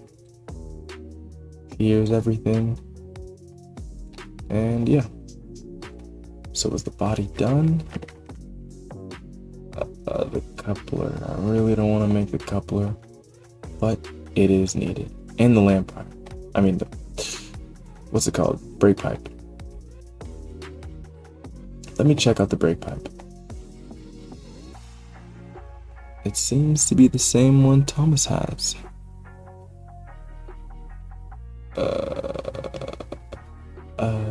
Why did I click on that? Brake pipes. Okay. I really suck at brake pipes, but I'm gonna try. But do not judge if it turns out trash. Okay, so I'm gonna start with a cylinder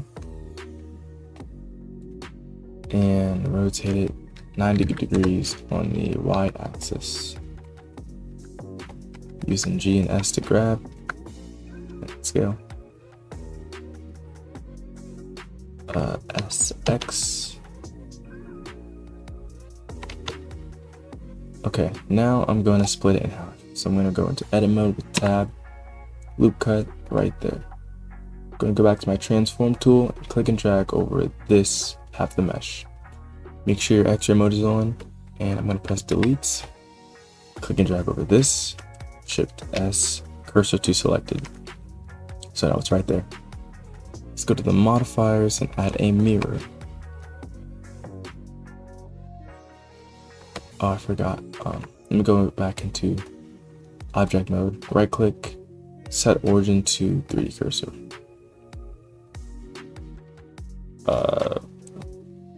Hold on. What do I do next? Control A. All transforms. Right click, 3D cursor. There we go. I'm gonna press tab, click and drag over this, press I to inset, press E to go out when you extrude. What even is that part?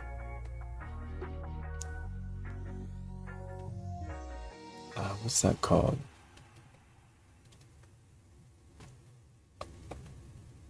me just search. Hey, there you are.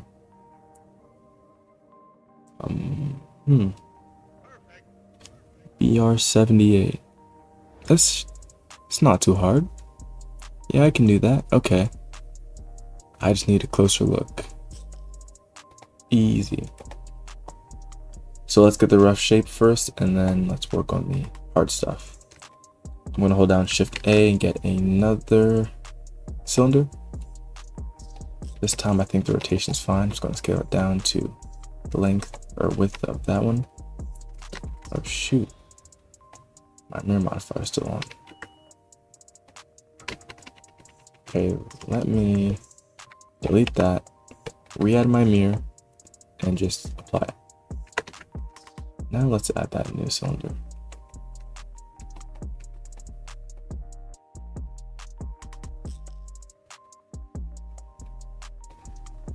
Okay, so I'm gonna pull this whole thing forward like that.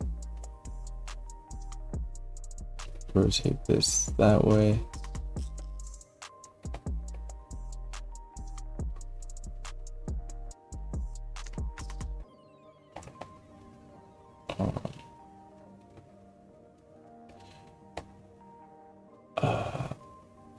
Hold on, let me go into my 3D view real quick. I'm going to assume it'd be somewhere like there. So this would have to be way out there, like that. Now you see it's going. Okay. I'm gonna hold Alt, select that. This loop. Change my controls from global to local, so I get the angle that it's at. At least I should. There we go, normal. And I'm gonna pull it. No, I'm not gonna pull it. I'm gonna hold down Shift D, right click, and move this down here. Like that. And I'm gonna press E, move downward a little bit. Then I'm gonna press E and S to scale, or extrude and scale. Then E again, move downward like that. You'll see what I'm doing in a second. Now after that, I'm gonna do the same thing up here. Select this entire top half, hold down Shift D, right click, make sure in edit mode, not edit mode, X-ray mode. Because if you don't, you're gonna be screwing it up. I'm gonna put that there. Actually, no, I'm gonna put that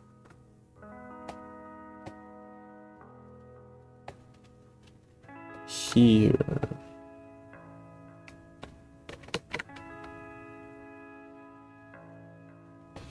You'll see, don't worry. Okay, now that those are in place, I'm going to go into my perspective view, select these faces, all of those, and actually let me just do these two now. Hold Shift, select these two faces, Control E, bridge edge loops. And what we can do here is add a number of cuts there to make it smoother, and then we can adjust the smoothness with this smoothness control. So I'm also going to change this back to global. So if I bridge edge loops and increase the cuts, it'll be pretty jagged, but it's okay. Alright, and now I'm going to do the same for this one. Control E, bridge edge loops, and then increase the cuts by quite a bit. It looks weird for sure, but it's a part of the process. In fact, maybe I can just straighten that out with the proportional editing. I just move it out like that. Or I could use the sculpt tool. Yeah, I'm getting close. I'm gonna go into my edge mode, hold down Alt, select this, and try and move it out. I'm using my scroll wheel to adjust the radius of the proportional editing. I'm gonna select this, move that out a little bit. Try and do one bit at a time. Oh man,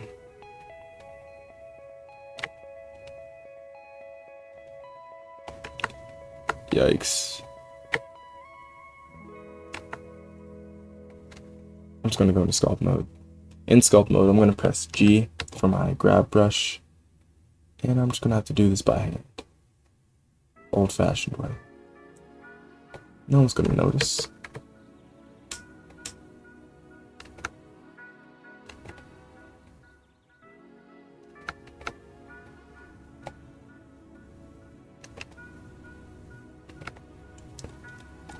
It's gonna notice. Nobody's gonna know.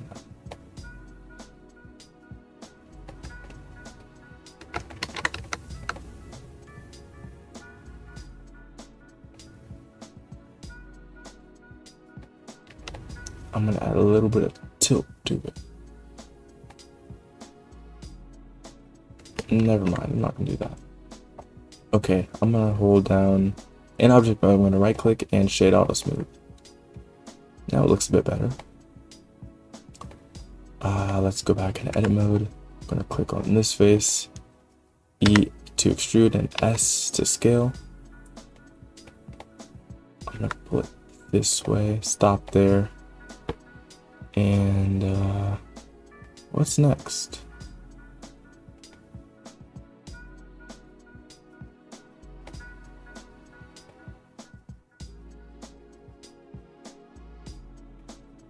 I guess I just add whatever that is.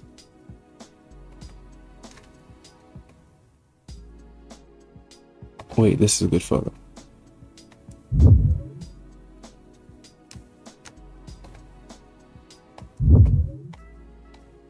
Oh my goodness.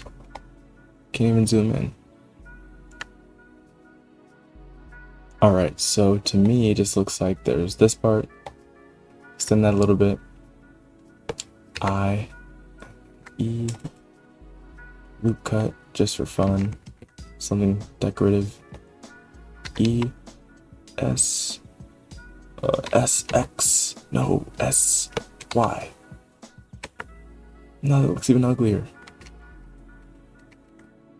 Okay, I'm just gonna do double that.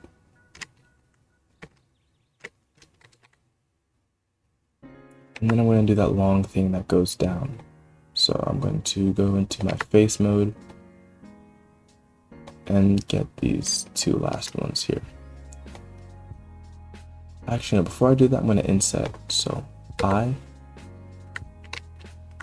hold down Alt, click this, and now I'm going to do those two things that, or the things that, that one thing that goes down there.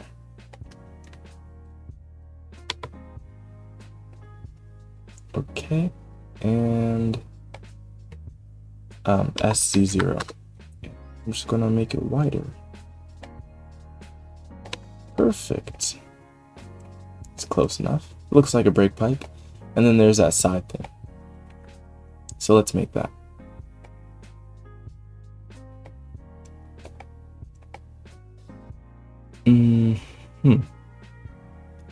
I can make it out of a cube.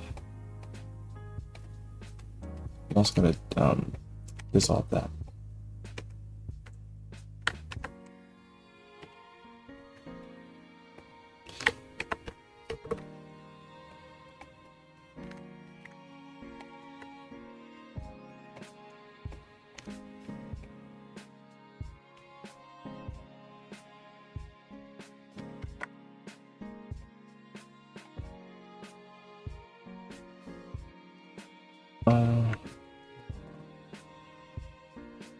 Yeah, I'm just gonna get a cube, I think.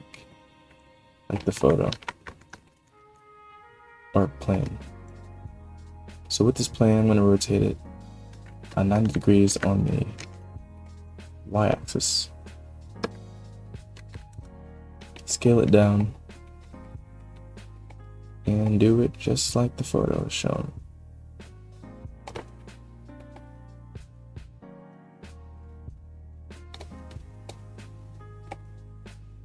So E or extrude,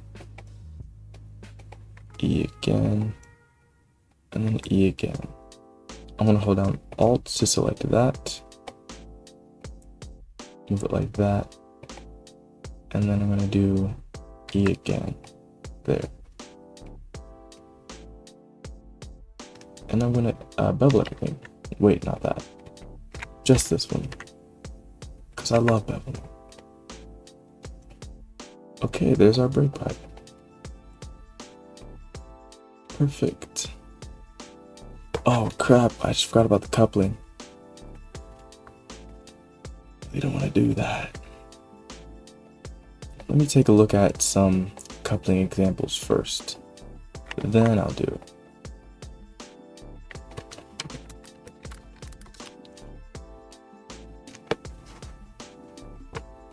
What if I just did that one? Okay.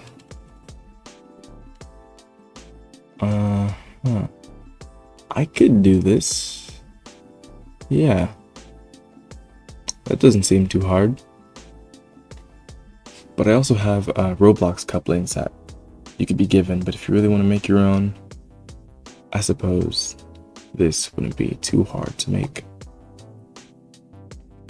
Okay, I'm gonna go to my front view, and I'm going to click in the middle of this face. Hold down Shift S, put my cursor there. Or I could just take this one. So Shift D, right click, and I'm gonna press P by selection. I'm gonna click in this area till I find the part I've separated. Press Tab A, E. Now let's make that hook. Okay, so I'm gonna do E, S. It's not. Okay, S and X this time. Y, Z. Oh my goodness, S and Z. There. And then E forward. E again. S and Z. Oh man. Okay, because there, and it dips, then it does that. Okay. Trust I know what I'm doing. Yeah. Okay, E. E again, move it up. Move this up. That. E. That up. Make it smaller. Well, S and Z type smaller.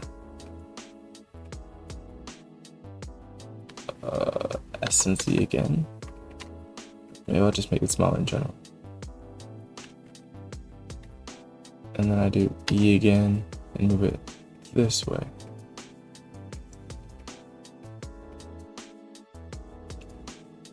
I'm just gonna grab that manually. Yeah. I did it. I made my very second coupler.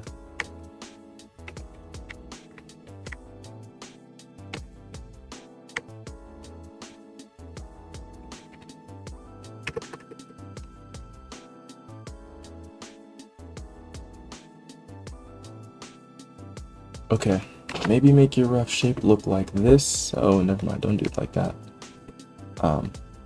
Goodness me. I'm gonna flatten this entire side. I'm gonna select all of this, SX0. Same for the other side.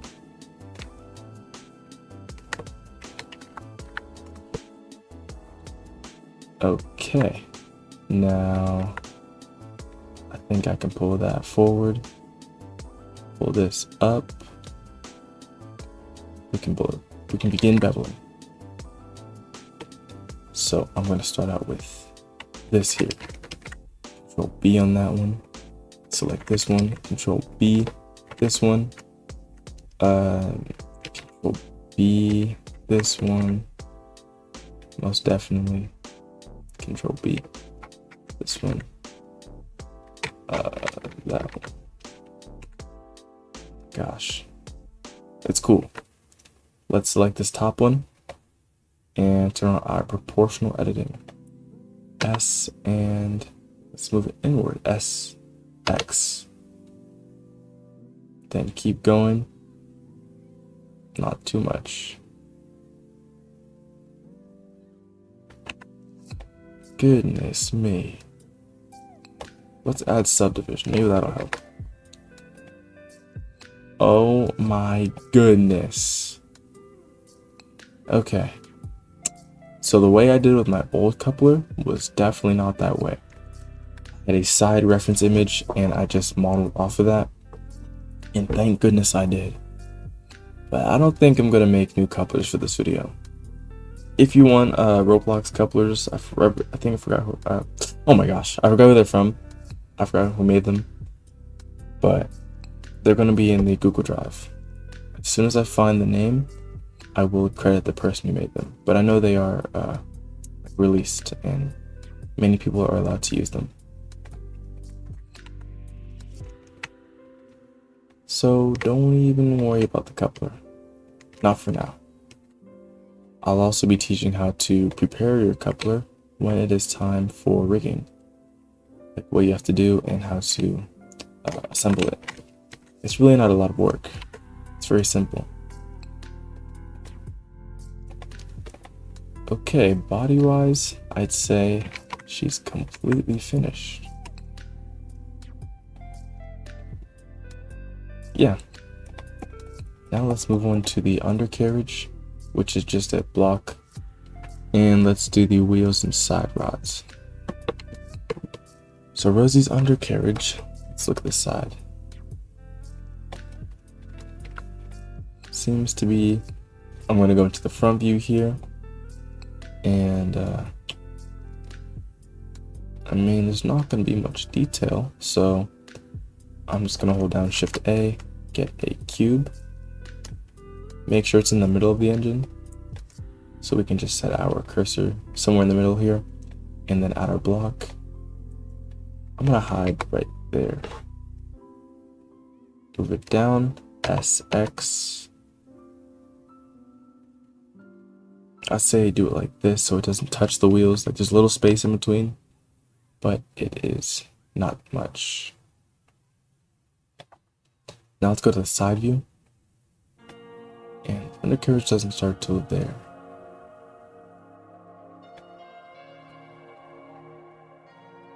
Gonna press tab, X-ray mode, and vertice mode here.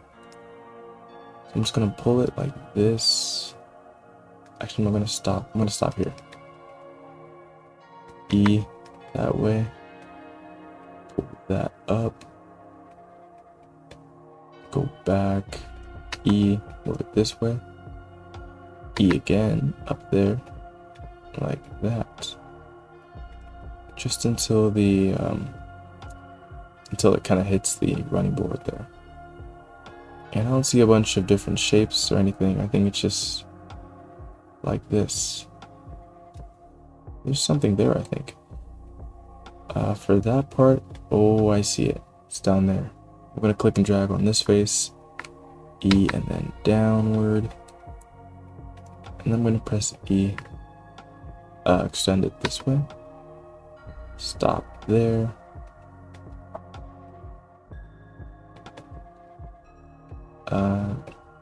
E there, and then E and this.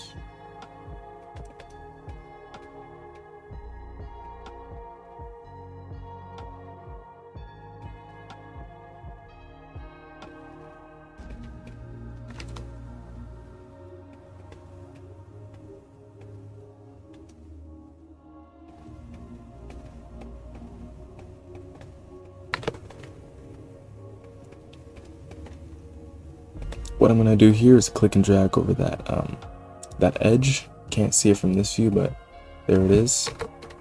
And I'm going to bevel it. Okay, I think it's done. Let's hold down. Let's right click, shade auto smooth, and I think I'm done with the undercarriage. Not much detail needed, just a little block that'll be underneath the engine. Okay, now it's time for the wheels. There is a tutorial video on how to make wheels by the Explosive Pug, but for this one, I'm going to make some custom wheels. And yeah, so let me get started on that.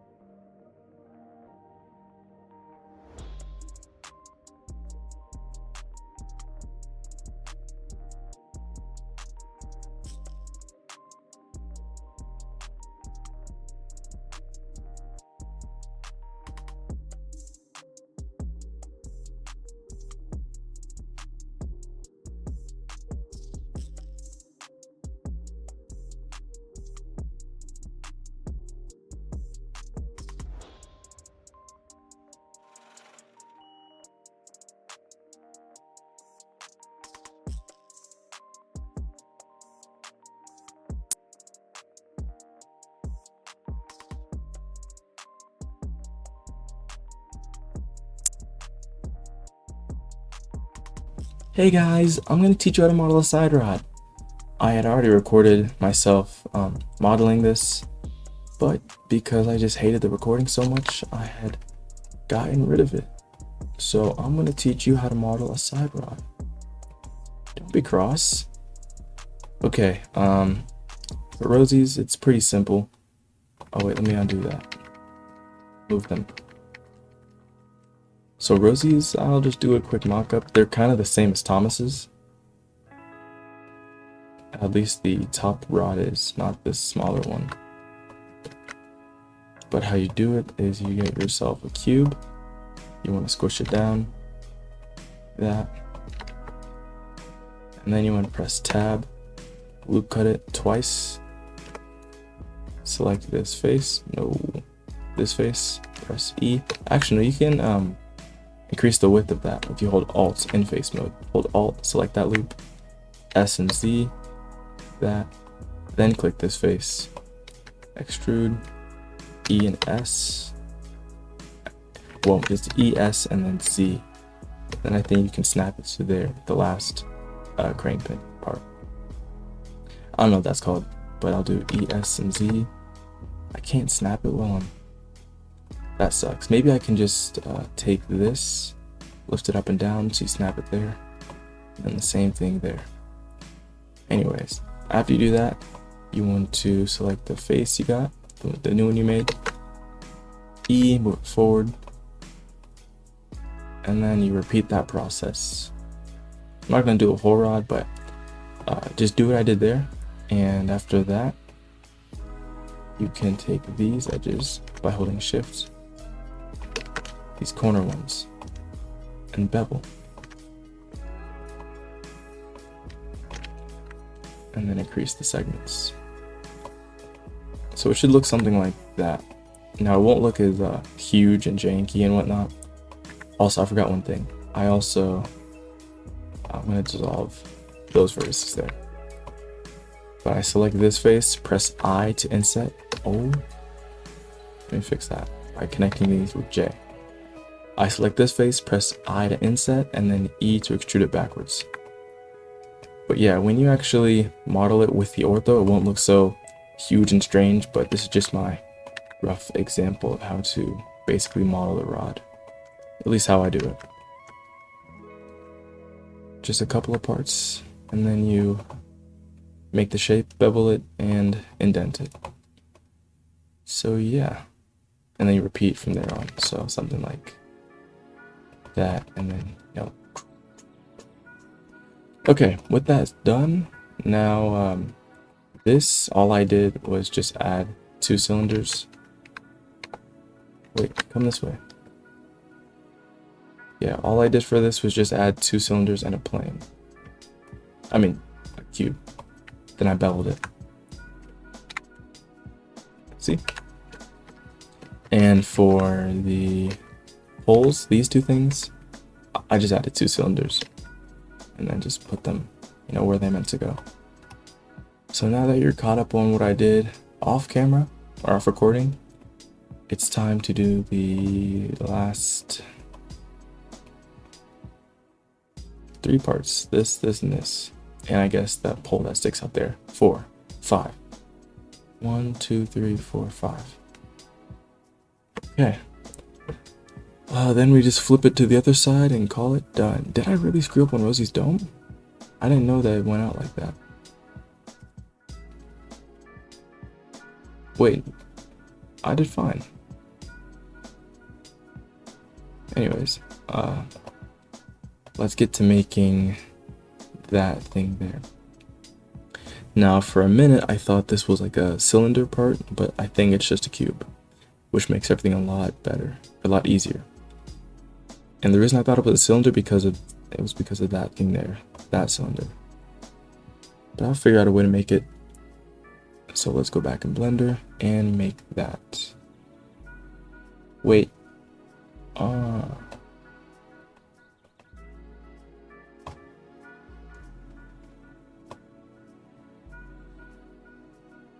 Okay, let's go and do that.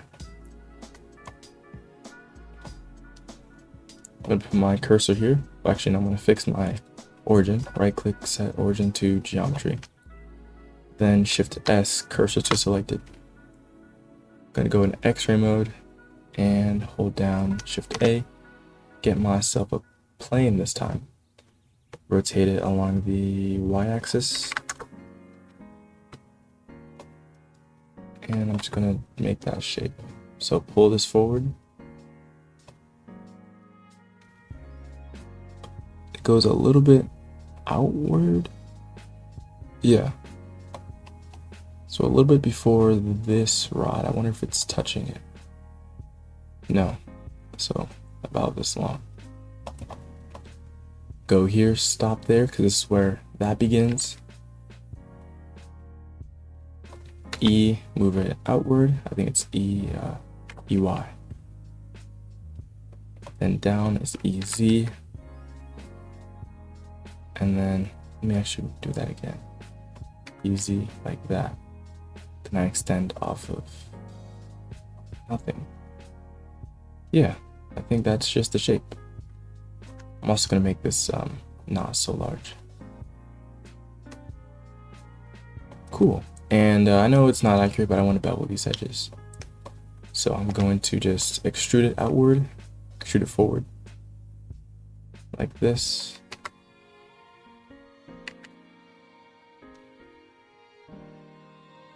Hey.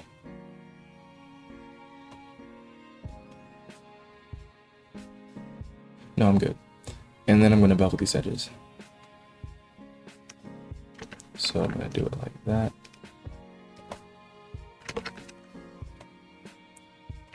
Little space in between there. And there.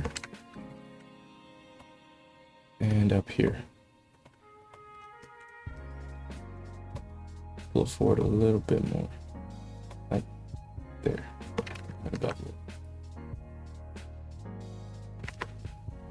Okay, maybe I'll do this one too.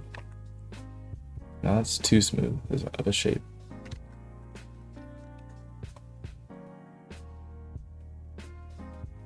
Alright. Control S to save. Make sure you've been saving this whole time, because if not, you're gonna lose everything. Like I almost did. Where's my phone? I'll get it later. Okay, now Rosie has some like cylinder thing in the middle. Gotta check her CGI model. Yes, it does. So let's add a cylinder there. Rotate it along the y-axis, make it much smaller, and we're just gonna add an indent in the middle. I'm also gonna move this entire top part up.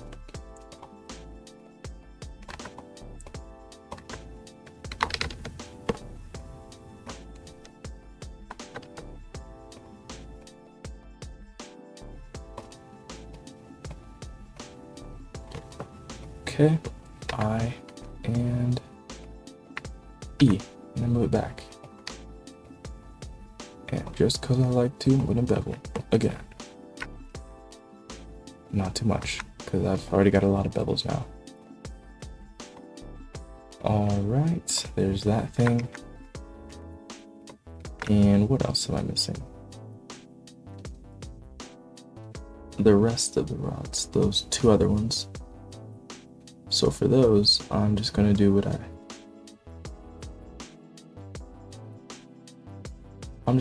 did for the cylinders. Just take a circle and stretch it out. Speaking of circles, I'm gonna take this one and put it there. I like Rosie's rods because it gives me an excuse to do my old rigging method. I put a small circle, where it wasn't really visible, in an area where the next rod is meant to connect. And because I have this circle, I'm going to put it behind this thing, where that rod is. I'm gonna hide this for a second. Put it there. I'm gonna bring it back. And I'm gonna join them. Control J.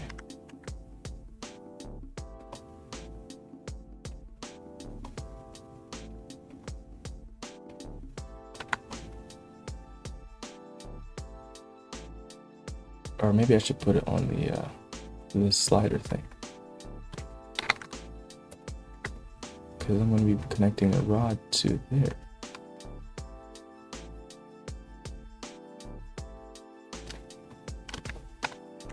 Okay, yep, now I just do the other thing, those two. Shift D, right click, move that there. Shift D, right click, and I'll put this one up here. And make it bigger up here too. And for this last part, I'm just going to be adding cubes and beveling. So for this, an S and X, E. Put that there. Next move is now to add the cubes.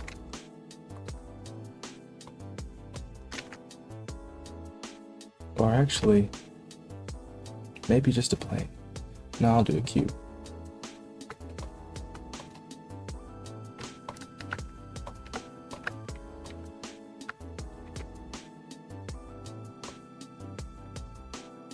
And then I'll do S and X. Make sure my width is okay.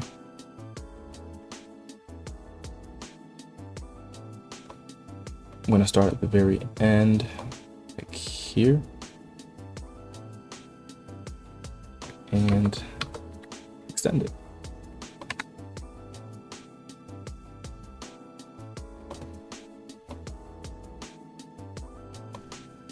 And when I do, I'm going to go to the very end of this crank thing. Shift, actually no. Shift S, put my cursor there. Then Shift D, right click, put this here, like where it ends, begins. All I gotta see now is if it's in front. Yes, it is. These go in front of that one. This one goes in front of that one. Oh no, it goes behind it.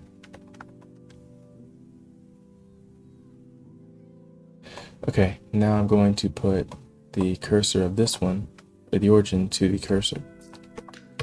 So I can rotate it like this.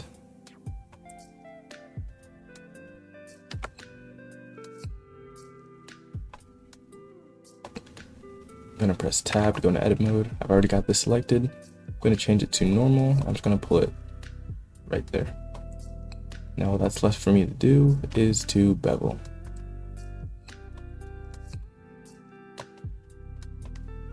Got those selected. I'm gonna go here, select these edges,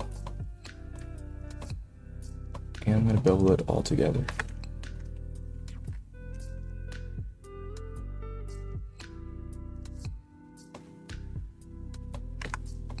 I don't know if these are indented or not.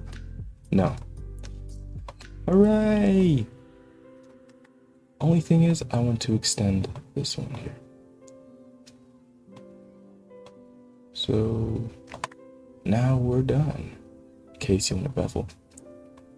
You know I do.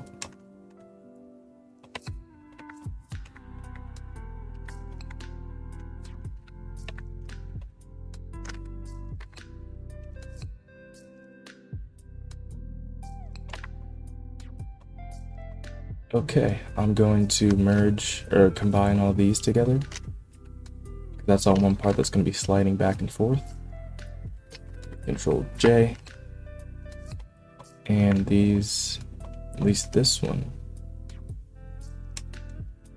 And I'm going to merge those, join them, I mean. Just this one. Actually, no, that'll stay how it is. Okay, so that's Rosie's valve gear on that side. Doesn't look like much, but trust, it'll look great in motion. Especially when her wheels are in a different position. Now, how do we do it on the other side? We gotta model it all from scratch. So let's find out a cube. Oh, I got you guys! Duckbirps, don't play with me like that! Oh, I'm sorry. Okay, I'm going to just take everything I've made here. Oh, shoot, that one thing. the one that goes on this side. I'm gonna press tab, put my cursor here, shift A cylinder, rotate it 90 on the y-axis, x-axis, scale it way down.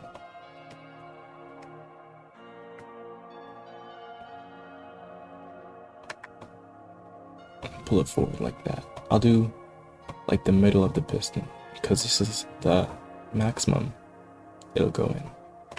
Right click, shade auto smooth. I'm gonna join this with that there. So it all goes together like that. Go out and you go in. Actually, let me go all the way out and then see. Okay. Alright, yeah, let's select everything we've gotten or we made. Shift D, right click, Control M and X. Now we just pull it to the other side.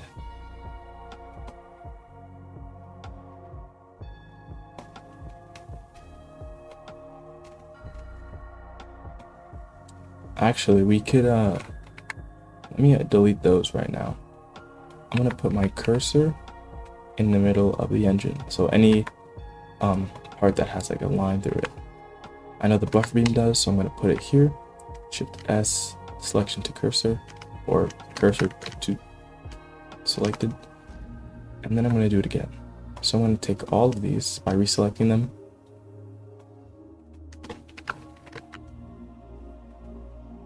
Right click, set origin to 3D cursor.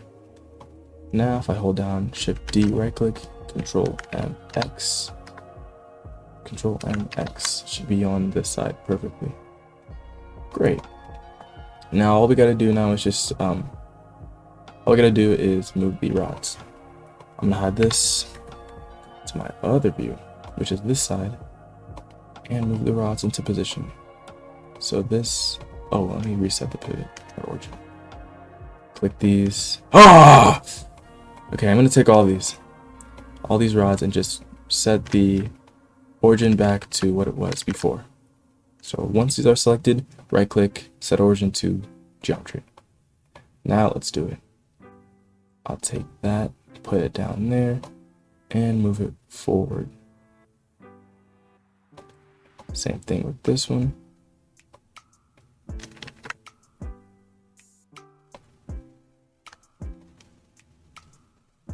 And I'm gonna put the pivot or origin, what's it called? Cursor there. Right click this, set cursor to 3D.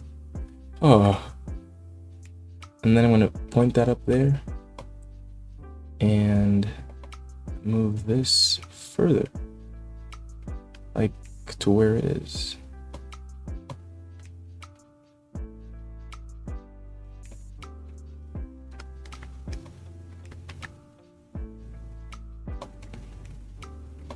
Okay, so then this should go forward.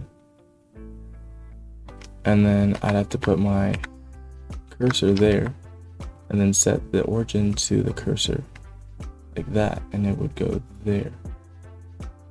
But then that means I have to put this one there.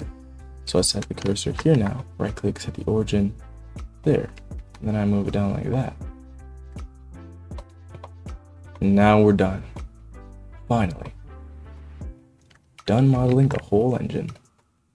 Now the last thing we gotta do is unwrap it. So yeah, there's Rosie. Excuse all my stuttering and mistakes. I'm not really used to modeling and talking. I really just model in silence, but I think this turned out really well. And I'm glad I got this done because this is a model I will be using. Yeah. Okay, now it's time to UV unwrap. I've already begun unwrapping here, but I'll continue. I've already begun unwrapping, that's why some of the parts are missing, but I'll continue on with the rest and teach you guys how I do it. Now before we start, let's go to Edit, Preferences. It's either add-ons or Get Extensions. And you want to search up Node, and then you'll find Node Wrangler. Turn that on, and then click X. Okay, with unwrapping, what you want to do is click and drag over the entire model. Make sure at least one of these parts are in the yellow outline. If not, hold down Shift and click a part, and then you'll see that is yellow. Hold down Control A and click Visual Geometry to Mesh. What that does is apply all of the modifiers that we had enabled before, like the mirror modifier and whatnot. So UV unwrapping is kind of like putting all the faces onto your model, like this face, that face, all of these onto a paper in their own separate spaces. And in those spaces go the texture. And the texture goes in a material. It's like how you put your water in a bottle, and if it wasn't in a bottle, it'd have nowhere to go. It'd be like all over. So let's just say the material here, which is this tab, is what contains it. So I've got this body material, and in this body material is the texture map of these parts. Now how to unwrap it is you click, press Tab, A, U, and Smart UV Project.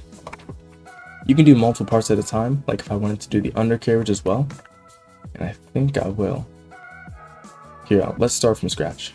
So what I did was I made new material, I clicked there, press new, give it a name, I named it body, and you don't have to have them all joined together like I have the pistons and tank joined together. I'm gonna click on the undercarriage and whistle cap here, because I want these to be a part of my material. And I'm gonna hold Shift and select my object with the material last. So it's yellow because it's the active object. And now I can hold down Control L and link materials. You'll see this number popped up here because it has 3 objects in total that have this material. Here, here, and there. So now that I've got those in the same material group, I can select them all, press Tab, A, U, and Smart UV Project. But let me, what is that? Oh, I forgot a part. Hold on.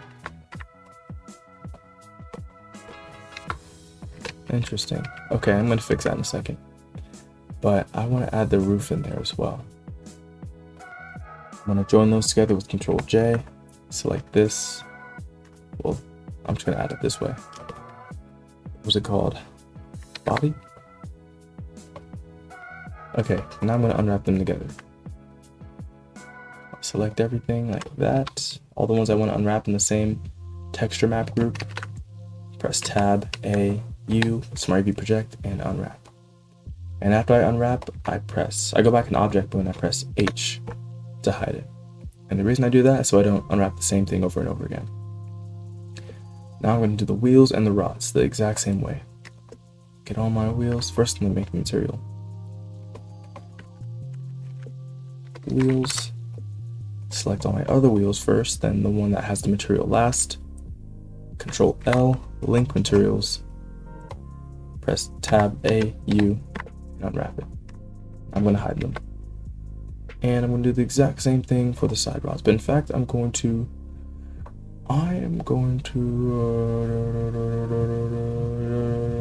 join these together. In fact, instead. Because these parts aren't going to move. These ones. So Control J, so it's all one mesh. And now I can continue what I was doing. Where's my material at? Here it is. I'm going to name it side rods. Click and drag. This one's active automatically somehow. That's a good thing. Tab A, U. And there it is. Oh, I didn't link materials. Why didn't you guys tell me? There we go. And I'll press H to hide it. Now that's my whole model except for this one. So let me just hold down Alt H to bring the whole thing back. This is going to go there. Control J. And it's my smoke box and running board. I was missing that part. So I'm going to have to re-unwrap it. Anytime you take off or add a mesh, you want to re-unwrap. So I think these are my only smoke box and running board parts. Oh, one more. Yes. Okay. There. my lamp and buffers. Okay. Neat. Now let's save with Control S. If you want to keep your orthos there, you can, but I'm just going to delete it because I don't need it. And now let's export it as an FBX.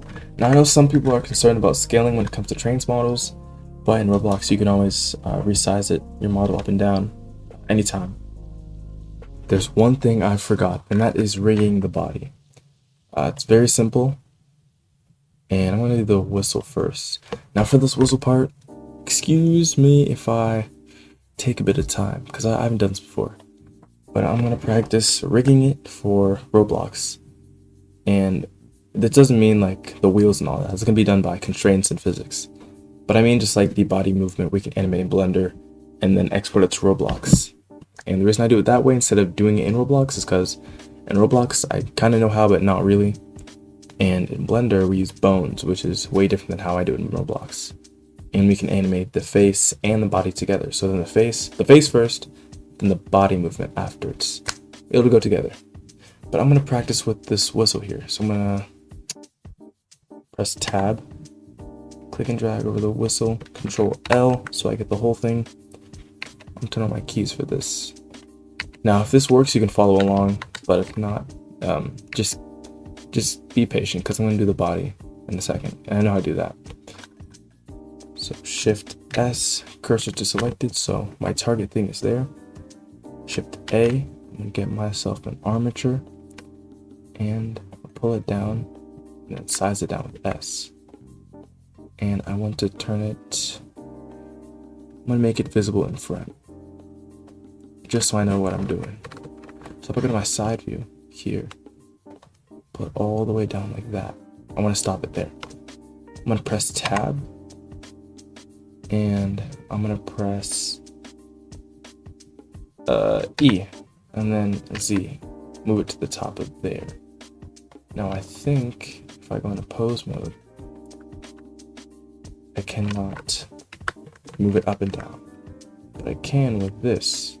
So I think what we're going to do is have this bottom part be what actually moves the whistle, and then this top part just be an extra.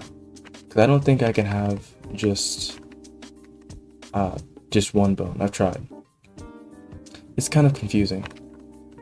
Here, how about I select this, press P or Control P, or edit. I'll go into edit mode. What? Control P. Interesting. Okay, Y separates it like that. So then I'll do Control P. Keep offset, which means this one is the parent. I had this one selected last. And you'll see that it goes to there because it's the parent of this bone. So I'm going to name this bone here. I'll select this one, go down here to the name, and I'll name it whistle. And how about I'll do whistle base. Whistle base, and then the other one's just going to be called whistle cap. And what I'm going to do after that is select this and this, and while holding shift I'm going to select these bones last, and then Control P with empty weights, or oh my goodness, don't do that. Control P with empty groups, that's what I meant. So what that did was just add vertex groups. So we click on our mesh and go here to the vertex groups. We see whistle cap and whistle base, which are our two bones there.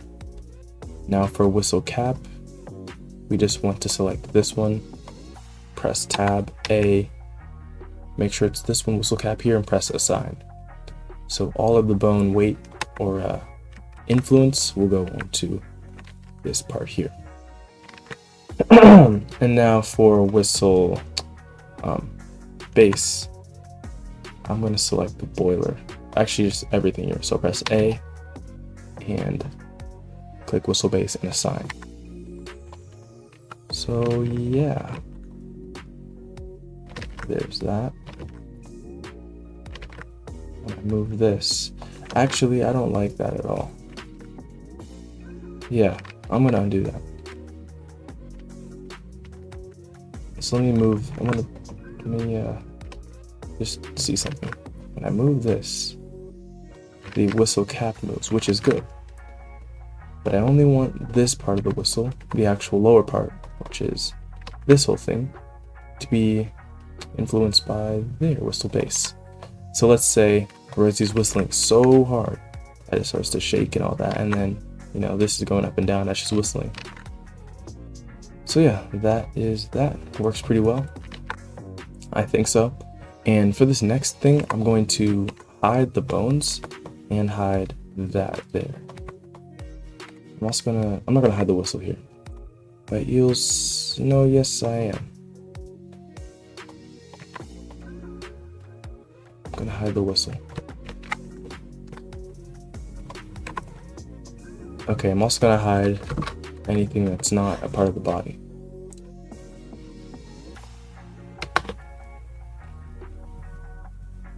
Okay, so what I'm gonna do next is select the entire engine. Well, I'm going to select the entire engine, Shift S, cursor to selected, and I'm going to go to my front view, Shift A, and I'm going to do armature. I'm going to pull this one, I'm going to make it smaller first, and I'm going to click Tab and extend upward with the Z. I'm gonna call this top bone, body warp, because usually, at least on my last Thomas that has the balancing working, it would warp the body pretty weirdly. And I'm gonna call this one body. So what I'm gonna do now is click and drag over the whole thing and make sure this is selected last, so it's in the yellow color. Control P with empty groups, and now I'm going to click and drag over it again. But this time I'm going to hide this. So click and drag over this, press Tab. Got to select an active one, press Tab, A. Let's go to the vertex groups and set everything to body. I think and body warp. I think that's the way to do it. Okay. Alt H to bring everything back. Now let's try it. I'll click on my bones down here. Now you see only this part of the engine is moving. So I think I have to go back and do the individual parts again, which is what I had to do with Thomas. But when I say body warp, you see how it squishes like that? Just by rotating it? That's why I have to do the bottom one. But let's select this one. Do it that way. Do this one like that. Whoa. Okay, this one's a bit... Now let's do body warp, body, not whistle base. I might just remove that from all these. No, I can't. It's in the same like group. So I'm just not going to have it on here. So anything that has anything that's highlighted that's not the whistle base, I'm just going to press remove in case there is any weight there, which is just how much influence the bone has on the engine body. And then whistle cap, there should be none. Hide that. Assign both of these. The undercarriage wasn't a part of it, but the buffers were. So you just gotta press tab to go into edit mode and then do what you gotta do. I should have joined the coupler housing with the rest of the body, like the running board, but I didn't. It's a-okay. Now for the whistle, I'm gonna try and join it with the rest of the body. Not the whistle, but the whistle bone. And you'll see what I mean. Okay, now this, that's fine, I think. I'm gonna bring everything back with Alt H. What's up with my voice? Get a drink. Okay. Now, with this, I hid the whistle in edit mode, so I'm gonna bring it back with Alt H. Press Tab. And what I'm going to do next, get this one, make it visible in front, click this one, then this one, wait, click this, then this one, so it's active, Control J, and you'll see something happened. What happened? This usually happens with, I don't know. Okay, how about I do this? I will, oh, I can't, because then the UV map's gonna mess up. Okay, I'm gonna take this, press Tab A, Shift S, cursor to selected, and I'm gonna give it a name. I'm gonna name it Whistle Cap. Remember, I'm new to this part. Now I'm gonna select this and that. Make sure this one's yellow. Control J to join it. Now I gotta find my whistle cap. Here it is. Shift S, selection to cursor. Now I gotta shrink it down with S to scale.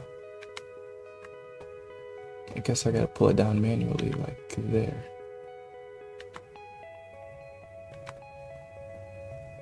I'm gonna scale it by the bottom here. Actually, how about I just do right click, set origin to geometry. Then I'll make sure it's the same size as that there. Raise it back up. I'll go to the side view to see how high I had it. I think I had it about there.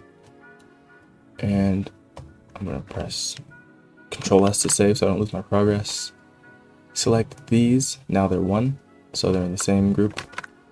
Press Tab, select this one, and then, okay, I'm gonna press A, and then hold Shift, select this one last, so it's the active one, or the yellow one. Control P, and keep offset. After that, I'm going to click this one, and then that one, holding Shift, Control P, and then keep offset for that one. So whenever this moves, when I go to pose mode, I'll show. Whenever this moves, this should move. But it seems like my vertex group is messed up. But let's just move this one and see if it all moves together. Almost. Okay. What's the problem? Whistle cap, assign. Do you move now? You don't. What's the problem? Maybe it's the whistle base. Oh wait, I don't have it a part of. Okay. Alright. I think I might know why. I'll take this, then this. Control. Wait, no. Yeah, Control P with empty groups. Now let me just test if it moves. Like, okay, now it does. This, that also moves. That's good. I guess I just had to do it with the rest of the engine the first time. I'm going to put it back into position, scale it up, go into my side view to make sure I scale it the proper way, which I think is there. Save with Control S, so now when I go to pose mode, I can do that. Then I can do this, raise the body, move it around, do all of that. Cool. And then when we get to the face, we're not going to join it the same way, but we're going to have it be so this is one rig and we find a way to parent it to this bone without having to join it all together. Oh shoot, I could have done that with... I like it better the way it is now. Wait, no, I don't. Because then, no, never mind, it's fine the way it is, because I have the whistle base attached to the boiler here. So the whistle can even be taken off anyways. I was thinking that maybe I could take off this whistle, place it on somebody else, and then have it rigged already. But no, it's a part of Rosie, unwrapped already, and I don't want to re-unwrap it. So I think this is fine the way it is. That's how you rig the body for Blender. Okay, now that's done. Let's go to File, Export, FBX, and save it to our PC. Okay, let's save. If you don't have Substance Painter, you can get it from the Google Drive below. Just download it, and then I think you play the autoplay, or it's an exe file. If you don't trust it, you can always scan it with Windows Defender or Malwarebytes. That's what I use, and I make sure I don't get anything malicious on my PC because I got hacked twice. But once you have Substance Painter open, you want to go to Window, New Project, find your file, which is Rosie for me. Open it. I don't think you change anything here, but if it doesn't look like mine, please make it look like this. Press create, and there it is. Now to move the camera, you use your left click button, your middle wheel, you like click it to move it, and then you hold down, not hold down, but your, what's it called? The right one. The right button on your mouse. But you can't move the camera just like that, because you'll just start doing this. So you have to hold down Alt. So that's how you move the camera around. This is my middle wheel, my left button, and then my right one. So that's how you navigate. And I'm not sure what your layout may look like. I have my assets down here, and these tabs up here: layers, textures, set something, set list, and then texture set settings. This is the one that you're looking for because we can't start texturing until we bake the model. So go find this, scroll down, and click Bake Mesh Maps. Then bake selected textures.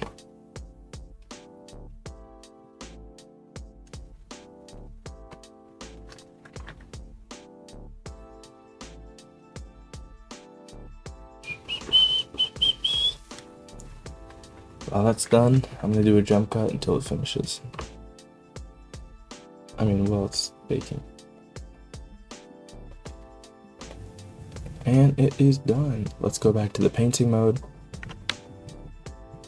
Smart materials are, wait, let me slow down.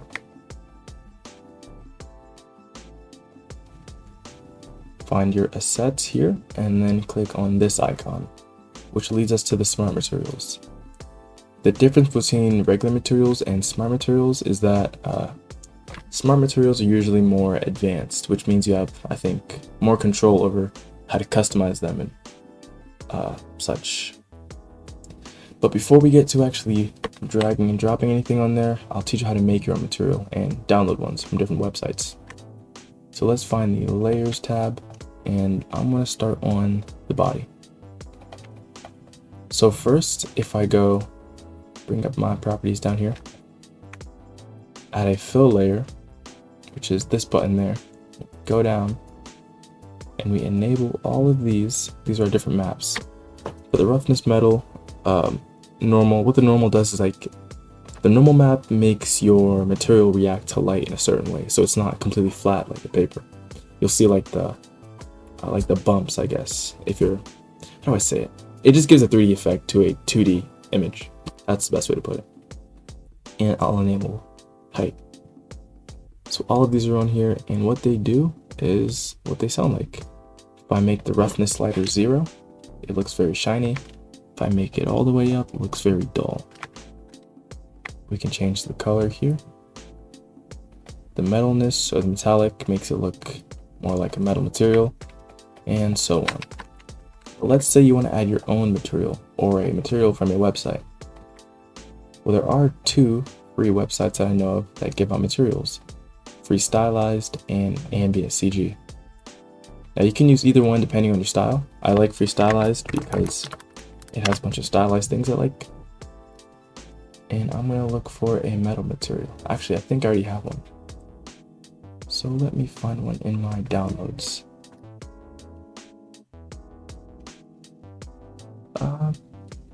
Here's a material. So you download one of these, you would download the 2K resolution for both sites. I always do 2K. Extract it, and then click on these folders until you reach the image textures here. If I go back to Substance Painter, all I have to do to get them into or onto this fill layer is to click and drag and drop it. Not in there, but in there. So this is my base color, and I drag it to my base color. My metallic, normal, height there, roughness, and I think that's it. Now you can see this is pretty large, so we can go back up here and adjust the tiling. I think the smaller the larger it gets. Never mind, the smaller it gets. Just stretched out weirdly. Then you can rotate it any sort of way. And yeah. So that's how to make your own material. If you want to add effects on there, you can right click this, your material, and then either add a filter or add a generator. I'm kind of new to generators, so I don't really know much about it, but I do like the dirt generator. I'm going to disable some of these. And I'm going to invert them. Now I think I can make it an overlay one.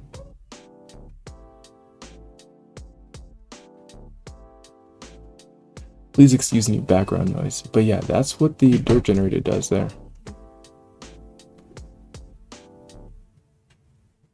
Just adds dirt, or like some ambient. So that's what that does, and if you want to add a filter, you right click and add a filter here.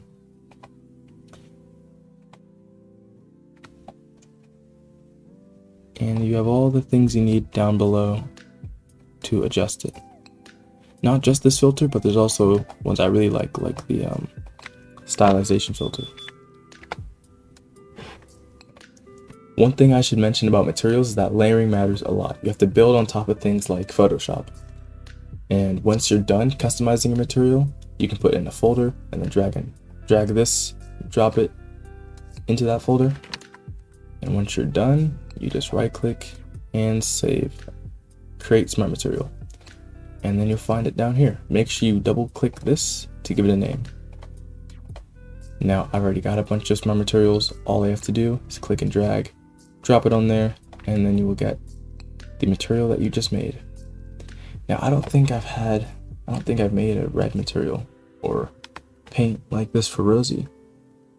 Let's check if I have one. STY. I'm trying to figure out which one is my new style, my newest one. Painted, that's what it's called. Drag and drop that on there. So just like I mentioned with the layering, I'm gonna have red as my base, then build on top of that. This is a nice red, but I don't think it's rosy red. Let's go and check.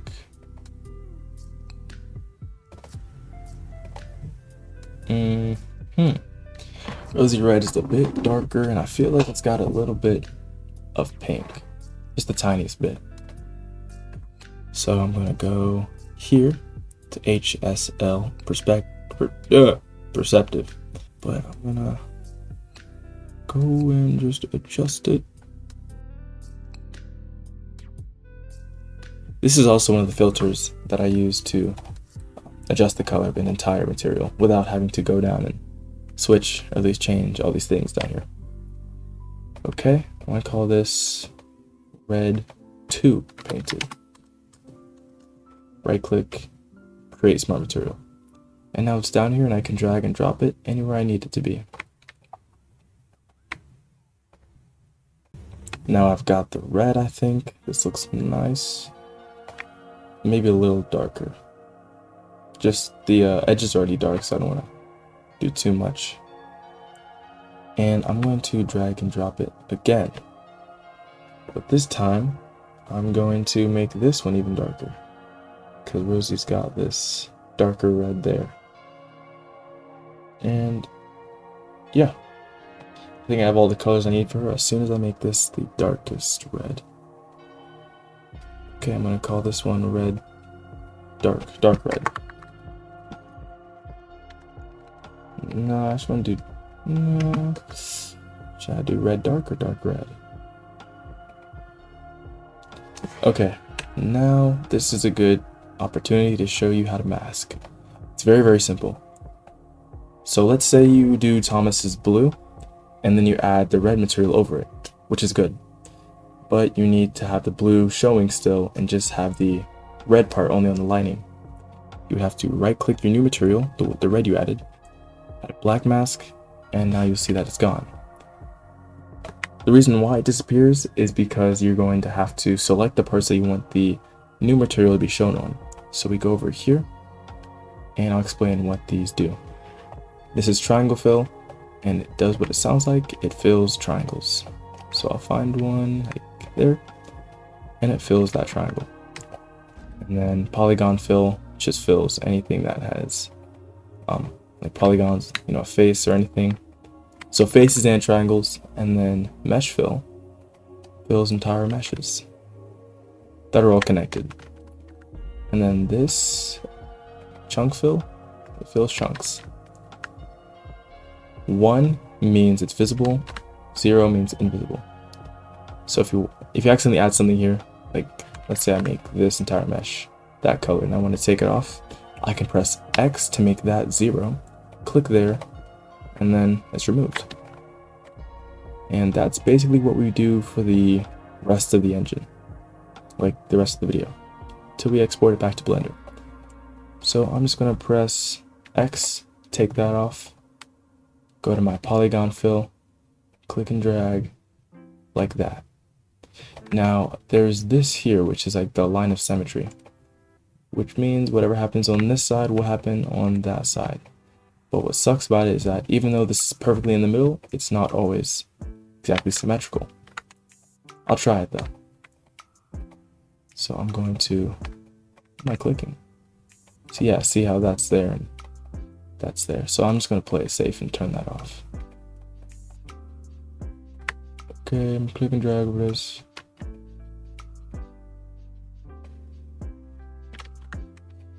And now I'm gonna add that one there. Jeez Louise. Aren't I glad I'm gonna add some white in there, because it's already super dark. It's a little hard to tell what exactly is the right color with all these paint effects on it. But I'll just start back here. Ooh. Yeah, you gotta be careful when you select. That's one thing. Don't tell me you froze. I'd even save the file. Oh man. It's time for a jump cut.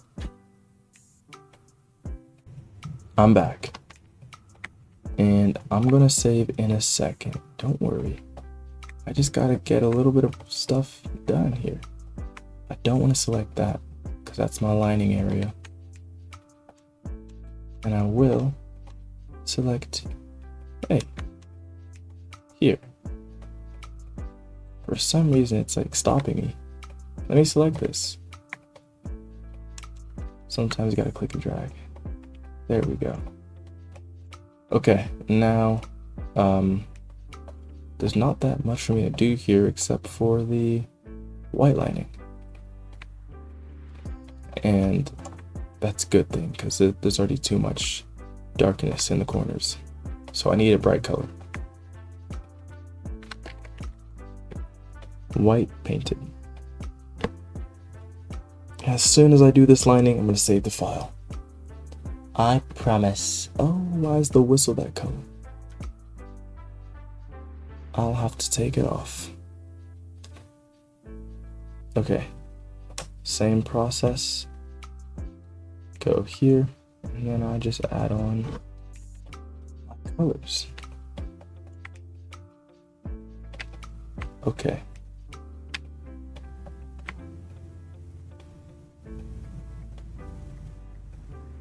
OBS is kind of slowing me down. You guys know what to do. You guys know what I am doing. I might just jump cut.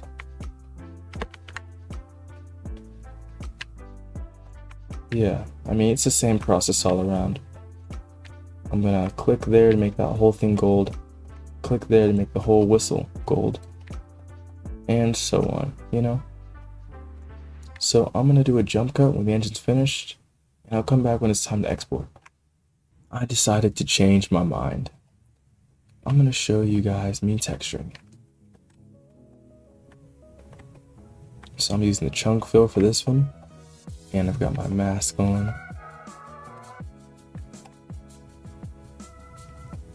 There's that. Click the funnel because it's its own mesh. Click that there. What else can I click? Don't mind the background noise. There's people here. Is this part of it? No, it's part of the piston. I'm gonna finish working on this before I get to that.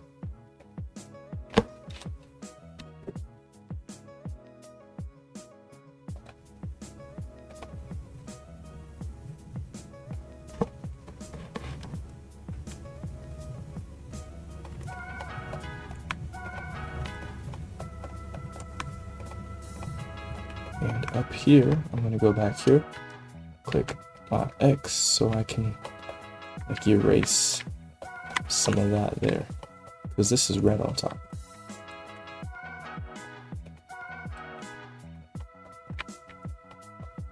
And let's see, if I go here to my texture set list and I do this, I can see what all is a part of this body group. This should be black. And I think that's about it. Unless you want to color the cab floor or the rest of the cab. Let's say this one is done. Let's now go to lamp and buffers. Action knobs on the smoke box and running board. Okay. Heck? Here I am. Gotta have it selected. Okay, next is the red.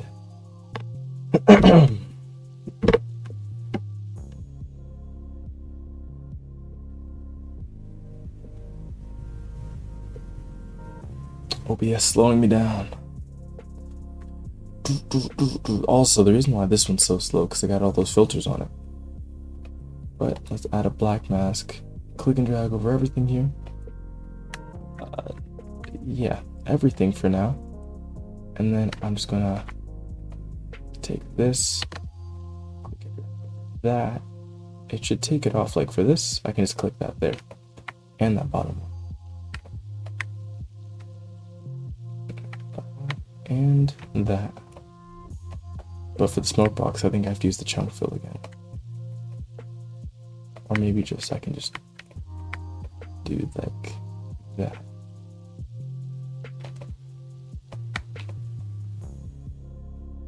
Okay, gotta go back to my other mask, and if you want to go back and edit an old mask, you have to click there, not the material itself, but this. And now I'm going to add black onto these parts. Gotta make sure the red is known already. Okay, next is yellow or gold.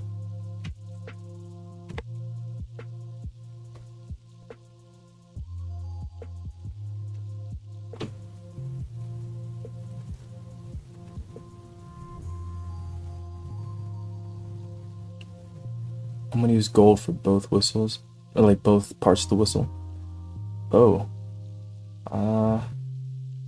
let me take off that one.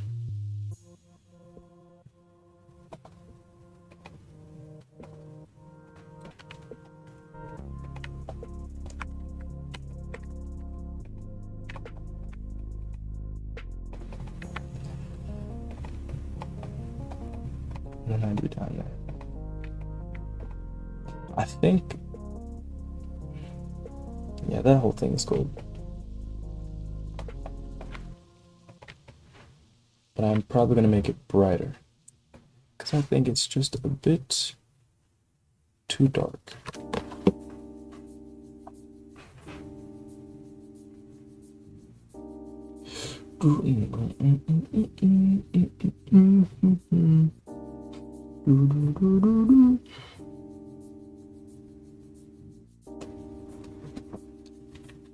Oh my goodness, it's 11:42.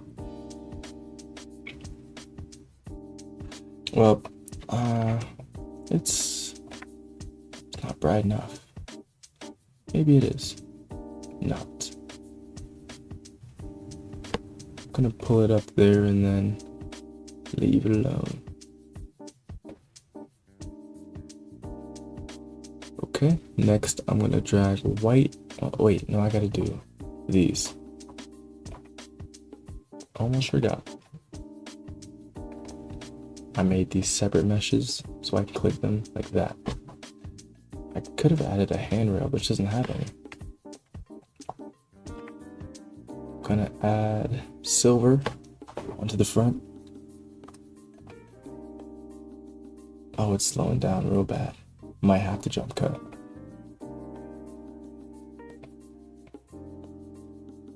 Yeah, I'm sorry guys. I got a jump cut. Okay, I'd say Rosie's now finished. If you want to view your model, or what's the words? If you want to change the setting, you can go to display settings. You can change the different lighting presets there. You can turn on shadows.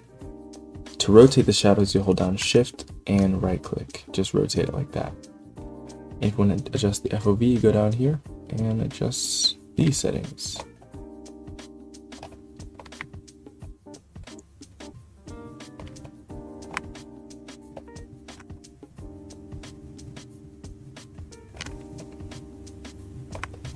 Let's see. Well, it looks good.